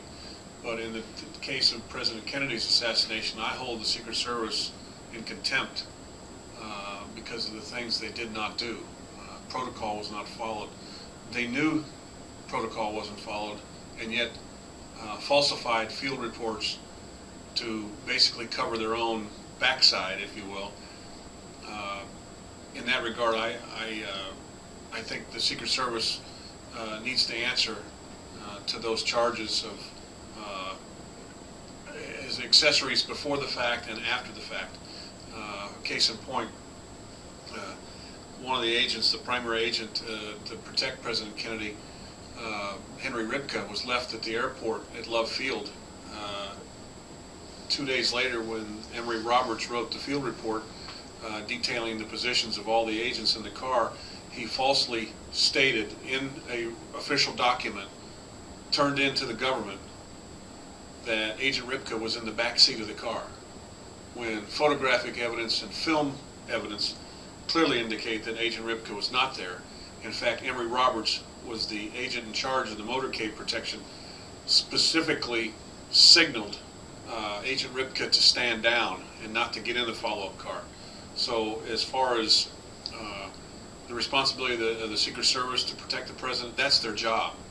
Their agents are supposed to give their lives for the president, but because of some bureaucratic resistance, as Oliver Stone clearly says in his movie, the Secret Service were not doing the job that they were supposed to do.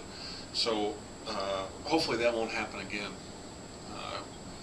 God protect the president with everybody and everything they have, but in the days of the assassination of President Kennedy, those agents should have been reprimanded and terminated and criminally prosecuted. Okay. Let's talk about Lee Harvey Oswald for a few minutes. Question everybody asks, was Lee Harvey Oswald involved? Now, not just as far as a shooting aspect, but involved in anything that led up to November 22nd, 1963. Personally, I do not believe Lee Harvey Oswald was involved in any of the conspiratorial aspects of the case. I think he was duped into believing that he might have been involved in some type of subversive activity. This is just speculation on my part. But as far as a real-time operative, no, I don't believe he was. He was in a perfect position to be laid the blame right at his doorstep, because the motivation to kill President Kennedy, one of the motivating factors was that they wanted to make it appear that Cuba was responsible for the assassination of President Kennedy. Lay the blame on someone who attempted to defect or become a communist sympathizer, if you will, and then turn around and go invade Cuba. Lee Harvey Oswald, my personal opinion, the historic Lee Harvey Oswald that we know through the Warren Commission was simply a patsy, a dupe, like a piece of a chess piece on a board. He was manipulated and moved, and not knowing what factors were moving against him. And he honestly expressed that clearly in the Dallas police station when they asked him, "Did you kill the president?" "I haven't killed anybody. I don't even know what this is about. I'm just a patsy." I think that was raw emotion when he said that. Obviously, I've never met the man, but from a criminal investigative standpoint, I believe those were sincere words, that he had no idea what forces were moving against him. I concur with Brian almost 100%. I may add a couple things. I think the real dilemma in the Kennedy assassination is trying to figure out who Lee Harvey Oswald is. And that's been brought out and focused probably in the last 45, 46, going on 47 years now. Trying to figure out who Oswald is should give us an opportunity to study who Oswald wasn't. We have a belief right now that there are a number of Oswalds that were out there during the 24 years and 24-year period that he actually lived. And there's enough material evidence that has been brought out in the National Archives that there were duplicate Oswalds. Were there duplicate Oswalds that day? Were there duplicate Oswalds in the Texas School Book Depository building? Were there other people impersonating Oswalds years before? We believe that there are documents out there, and they've been expressed, and they've been shown. But for the most part, Lee Harvey Oswald is a dilemma. I'm not even sure if Lee Harvey Oswald's wife really knows who Lee Harvey Oswald is. And so trying to figure out who Oswald was, the person that we see on the films, I think, as Brian stated, I think he was duped, didn't know exactly what was going on at the time, was arrested for something that he couldn't even comprehend, and then when people started to say, "Did you kill the president?" I think he fell back on what he knew, and you could see his expression. His expression was delineated to the point that he didn't know exactly what was going on, and he wanted somebody to step forward to give him some legal assistance. And then the worst thing we could have done is keep him incarcerated in a jail cell and then lead him out as a slaughtered lamb on Sunday, November 24th, and then close the case forever, or at least for the last 46, 47 years. I think what a misjustice and misuse of our judicial system, and that perpetuates today. I think as a follow-up, there's one of the first books that I actually read cover to cover. The first one was Rush to Judgment by Mark Lane, 1966. But the second or third book I read was called The Assassination Tapes by George O'Toole. George O'Toole was a former CIA polygraph examiner, and he took the raw audio feed of everything that Oswald said during the press conference, his time down the hallways, the interrogation that they recovered, and Mr. O'Toole claims that the psychological stress evaluation shows little or no stress on Oswald's voice the 2.5 days he was in custody, and spoke to the media and was recorded by the media at the time. That says a lot to me as far as a man who was placed in a position who had no idea what was happening around him.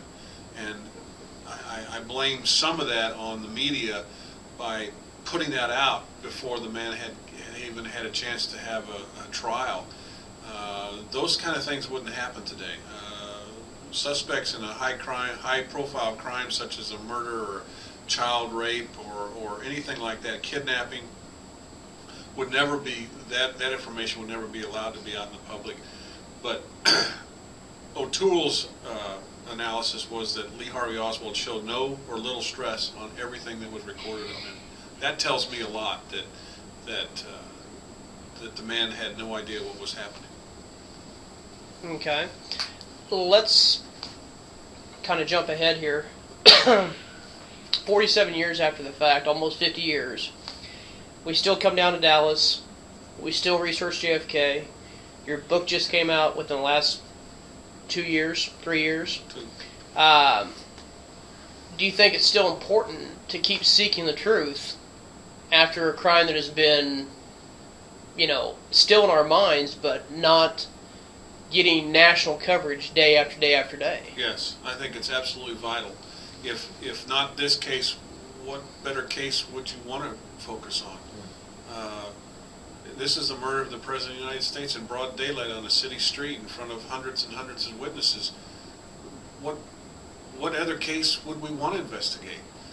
The reason we do this is that someday we're going to be gone, and leaving something for the younger generation, because in 2038 those young people are going to be able to go to the National Archives and open up the case files that Lyndon Johnson sealed from the American public's view. Somebody's got to take the responsibility. As citizens, we have a right to disagree with our government. If not this case, when? Yeah, it's vitally important. Absolutely. I think the murder of John F. Kennedy and its supposedly unsolvability is at the heart of the Constitution of the United States. If we are to remain what we think we are as a people, according to the Constitution, then we need to seek justice. We need to find the truth. We need to expose the truth. And we need to open our society to, hopefully, a much better opportunity for expressing the truth. Sometimes the truth hurts, and in this case, after 47 years, I can't say we've lost our way. I think we've been diverted into losing our direction, and along the way, we're trying to get back on that path. It may not be the JFK case, but what a fantastic opportunity we should have to answer what took place on that day. And if we don't answer what took place on that day, then everything I think is moot. If you have a president of the United States that's murdered on our own streets, and the American justice system sits back and does nothing because its hands are tied because of lobbyists, because of money, whatever you want to call it, then the system that was developed in 1787 is worthless, and it's useless as a nation state, and maybe we should just go a little bit further out west, make a change. What's sad is that the American press, who has this information, who's known about researchers like Casey and I, and hundreds of other people that have researched other cases, the 9/11, Oklahoma City bombing. It's what's sad is the media would spend more energy, more time on Britney Spears and her trials and tribulations with her life, or the American Idol, who's going to be the next American Idol, when there are young men and women sacrificing lives 3,000 miles away in Afghanistan and Iraq, or cases like this, or any major issue that goes to the heart of the American public that we ought to do something about it. The media sits back and puts more emphasis on the trivial. This is not trivial. This is a homicide of an American president. If we don't get involved in this, when are we going to get involved in anything? Okay. Let me ask you another question. With the fact of Hollywood coming out with its very first, I want to say the first film as far as on a Hollywood aspect, to get people to wake up and see what took place, executive action I'm speaking of, and later on in 91 when Oliver Stone's JFK came out, do you think that's a new way to get an interest sparked back up, and the new books that are coming out every so often to come out and bring out a new aspect, a new look onto the Kennedy assassination, and also to get more information released from the National Archives that has been sealed? Do you think that has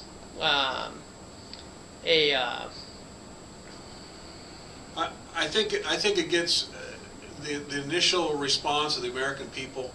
They want something new, and when some new theories come out, unfortunately, the conspiratorial side of it is pushed to the back burner, because those of us who believe that there was a conspiracy are not right. There's something anti-American against. We're anti-American against the establishment.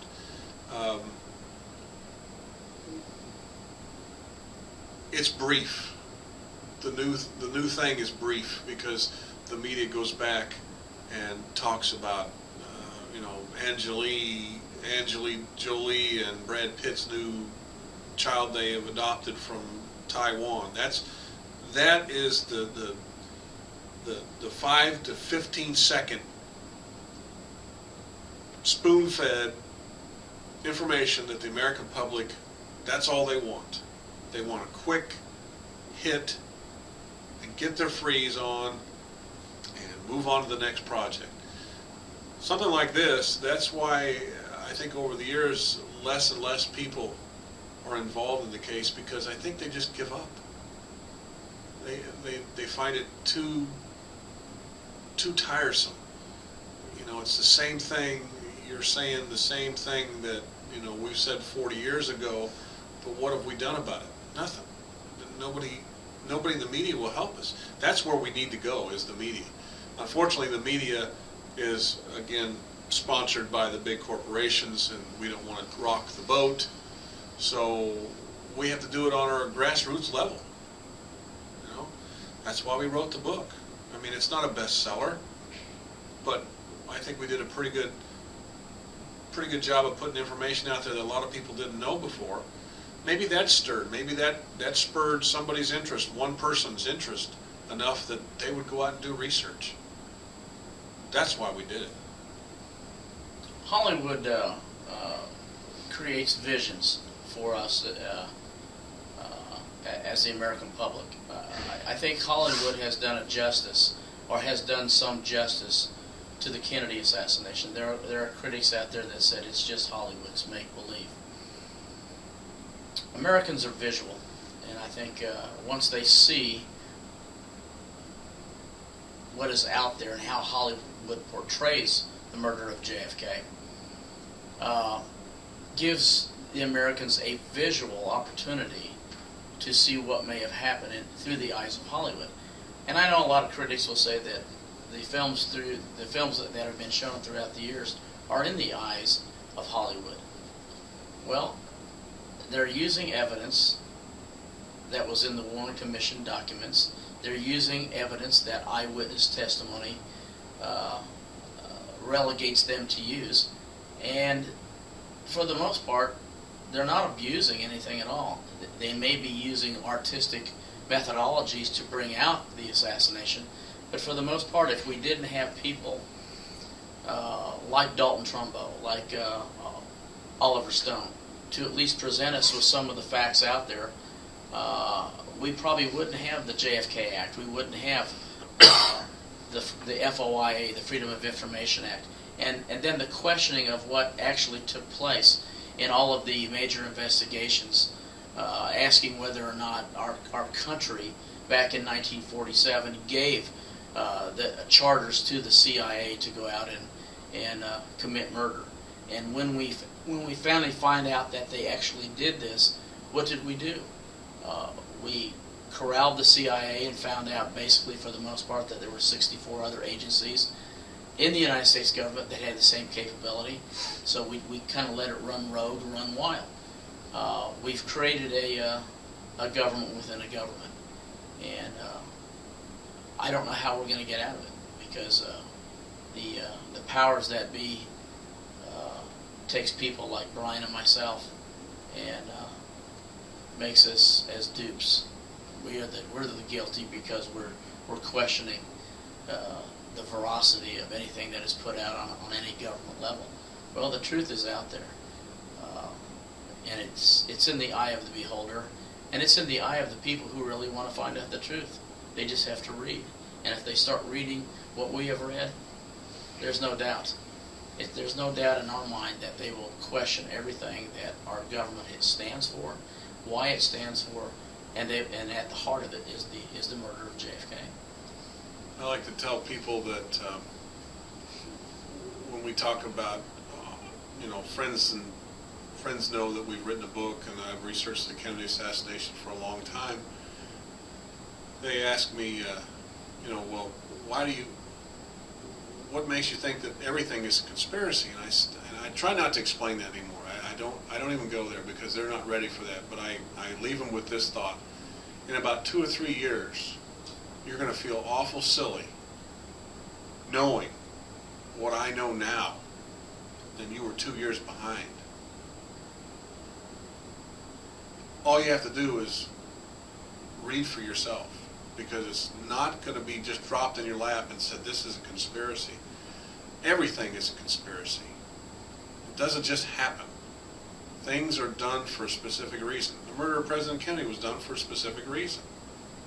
It only cost about $5 in bullets. The motivation factor. I mean, everything that's happened historically, assassinations, terrorist acts, these were done for one single motivation. And once those folks who say that there's no, you see a conspiracy behind every door, yeah, I do. And I think because of the assassination of President Kennedy, you have to tell me and show me that it wasn't a conspiracy before I will believe it. I'm the opposite way. It's like the legal, we're presumed innocent until found guilty. I'm the other school of that. I presume everything is a conspiracy until you tell me and show me otherwise. That may be backward thinking, but that's the way I think. Okay. I'd like to know if you would agree with the statement that Robert Groden's made as far as we may not ever know, we may not bring everybody to justice that was involved in the assassination, but do you think it's still never too late to find the truth? Absolutely. What if we, like Oliver Stone says, if we murder truth, then we murder everything that we stood for since 1776. It's our obligation to find the truth. That's why there are buildings in Washington, D.C. full of documents and archival footage of everything that's happened in the past 250 years of our country.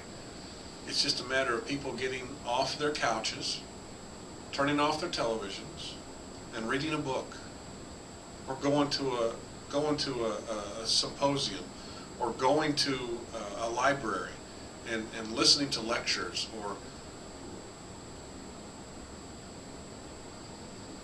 taking an interest in something. It takes too much effort for a lot of people. I still have faith in my fellow man that in 40 years there's still going to be people out there that I'll know that will still be researching the Kennedy assassination. I know I will.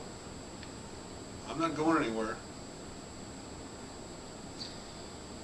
I think the Kennedy assassination it's gone on 47 years, and we don't have all the answers. I'm not sure if Robert Groden isn't right in certain aspects. We may never know exactly what the truth is. But whose truth? The United States government has never given us the truth. In fact, they've hidden truth from us. And then whatever truth that they've let out little by little each year, it's been spewed over by the media and falsified based upon what they think justice is, and skewed to their point of view on every national TV and radio and broadcast. And when these people get out and start saying this is what they think has happened, this is what the government states, we are too lazy as a people. We hear it, we believe it, it must be true. We need to read, we need to educate ourselves. Education is probably the greatest form of in our open society that gives us the opportunity to not only read, research, and maybe react. And I think what has happened in the last 47 years of the Kennedy assassination, we've read, we've researched, but we've lost the will to react. And it's a damn shame. Our founding fathers thought it was important enough to fight against Great Britain to become a free country. And I think a lot of us have lost that. I think Brian and I are one of a dying group of people that feel that we need to perpetuate this so that we can have the truth, and that in the end hopefully justice will prevail. Because they can't hide. Even if they're alive, they can't hide. If they're dead, they're already hidden. One of the quotes that Casey always likes to say is from Peter Jennings, ABC News anchor. For years and years, since 1964, Harlan Specter's single bullet theory was the cornerstone of the assassination of President Kennedy.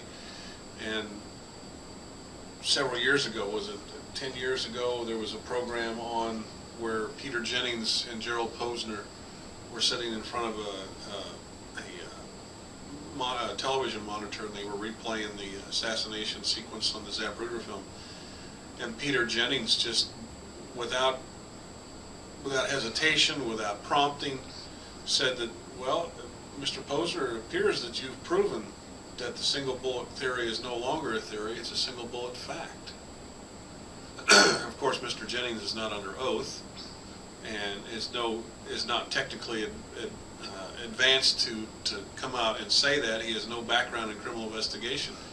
But once that talking head said single bullet fact, the next day every major newspaper picked that up. And I think the non-believers read that and said, well, if Peter Jennings has cleared the air, I guess it must be true. So if we could get rid of the media out of this equation, I think a handful of dedicated researchers could probably solve this case in about 24 hours. Problem is, nobody cares. The people that we would need on our side, they will kill the messenger before they relinquish that power they have over us of fear and apprehension, you know. And that's what's sad. And the young folks today, their information is instantaneous, quick. Facebook, Twitter, all those things that they don't have any concept or contact with another person. They get their information instantly, and they move on to the next information. These kids, not all kids, but a lot of the young people that I spoke to probably don't know where their library is. They don't know what a library is for. Their information is off the internet, or what friends tell them, or what they can get out of a magazine. And that's that to me is what our American youth have got. They've got an upward battle ahead of them. They don't have that information like we had. I read books. That's how I got my information. Newspapers. Now newspapers are not so much a great source of information, but the media, I think, they're culpable, just like the Secret Service. They're perpetuating the lone single assassin 45 years after the fact still, with no evidence based on truth or evidence of any kind. So that's all I want to say about that. Okay. Well, that's about all the questions I have, but if you'd like to add anything else to people that are going to see this production, please feel free to add to it. Keep digging. There's a wall at Langley, Virginia, in the Central Intelligence, the George Bush Center of Central Intelligence. It says the truth will set you free. That's an old cliche, but if you break it down, the truth is what will matter. And that's why when I sign the book, I always say ask questions and demand the answer, because the government isn't going to come freely with that information. We have to, as a people, and as an angry citizen, demand the answers. People of the latest movement, the 9/11 Commission, people are demanding the answers, and they have their agenda, and I'm right behind them. And My agenda is the Kennedy assassination. I think once we solve that one, then we can move on to the next case. But let's solve one and move on. I think therein lies a lot of the problems. We've probably within the last 45, maybe even 60 years, we've never really had closure in a lot of these particular situations. And the situation would be like the murder of President Kennedy. Where is the closure? The closure has to lie within a collective group of people. The media certainly plays a major role in disseminating information to not only our youth but everybody else. We use the media. We use it on a daily basis. I have to tell you, I use the media anymore for watching sports. I love to watch sports. But the one thing I don't use media anymore for is for listening to the news. I think the news that the media has put out is so stretched, so skeptical that I'm not sure if we're actually getting the news anymore. I don't know who these talking heads are. Babble talk to us about what they can't even explain and what our government can't explain either. Just the other day, 2 secretaries in the education office, I was talking to them about whether or not they watched President Obama's State of the Union address. And they said they started to watch it, but they weren't interested anymore because they just heard blah, blah, blah, blah, blah, and they didn't want to hear the blah, blah, blah, blah, blah anymore. They were tired of the same old thing that we've been getting for the last, 2 years, or maybe the last 19 years, or maybe the last 47 years, that this is what we're doing. Well, I told him, I said, you didn't give Obama enough opportunity, because he went in and said that he was tired and that he thought the American public was tired of bipartisan politics. And that he would really wish, like most of us, that the banks and the major corporations would start to pay back some of the monies that we used to bail them out. Well, I think you have a man who's very sincere in the President of the United States, and you have a weary public who can be steered to the right, steered to the left. It's not about Republicans, it's not about Democrats, it's about the truth. It's about our government, it's about our country. I sometimes get very skeptical about our government, but I certainly love our country. I think we need some changes back in Washington. I think we need to make those changes, and the changes that I'm seeing made right now are going to hurt this nation, and we won't see that hurt until we've become either a socialistic or a communistic country. And the idea of democracy is a far-fetched definition that we've let go by the wayside.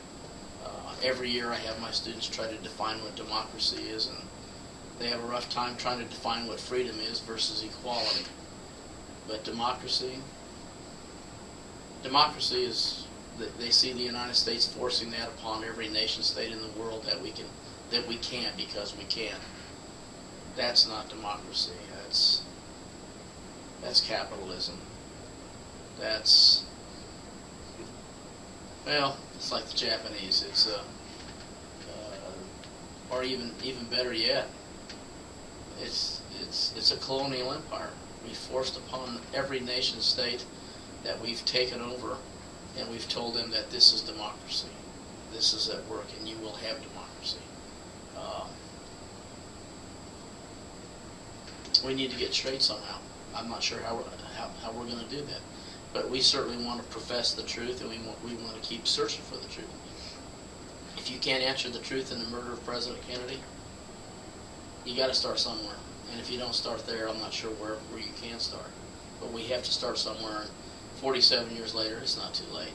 Let's go after it, find the correct answers, get some closure. All right, well, this has been Casey Quinlan of Brian Edwards, and I want to thank you guys for your time. Thanks, David. Thanks, Dave. Thank you.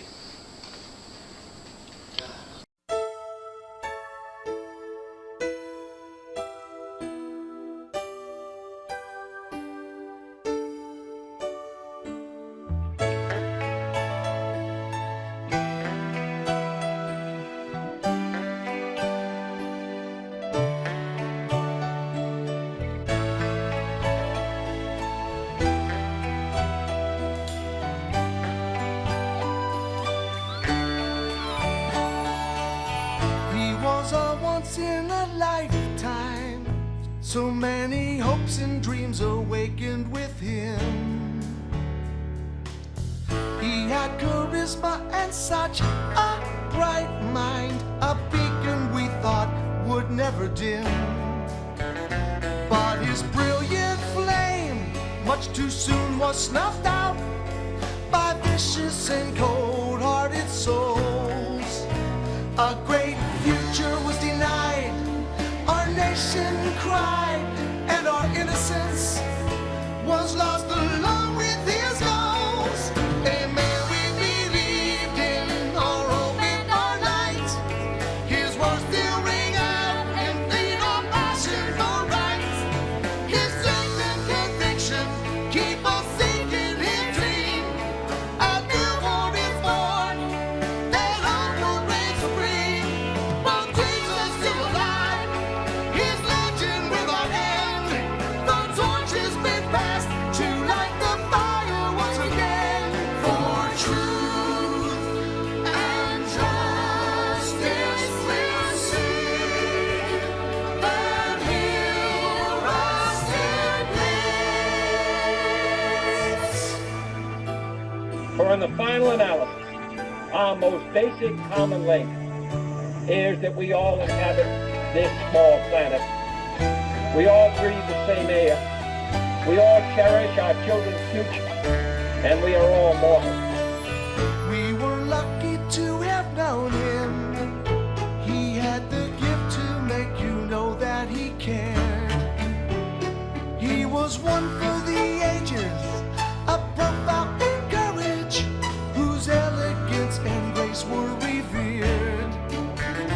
By the hand of God, he came and changed our day. A man we loved who was ahead of his time.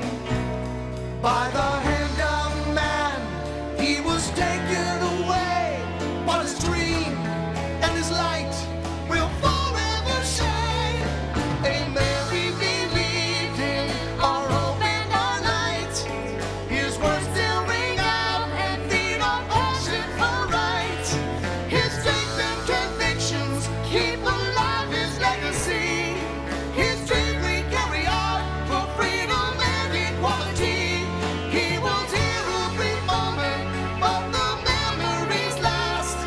His eternal flame is the torch that we pass.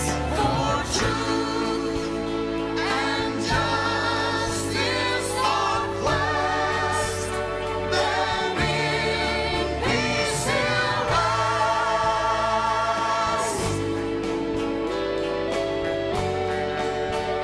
The torch has been passed. Let the word go forth from this time and place to friend and foe alike that the torch has been passed to a new generation of Americans unwilling to witness or permit the slow undoing of those human rights to which this nation has always been committed. Here's to the knight of Camelot who stood for truth, for freedom, peace, service, and equality. His dream and the last torch is past. His light And therefore, will shine as a free man, I take pride in the word, it's been mine, Dealey. Before the good, the bad, the real, and he made a change. His work won't be denied. His torch held high, the frontier he discovered won't die in vain. Truth and justice for this great mind who inspired us in a magic moment in time. A man of peace he instilled in us, that we are here to serve mankind.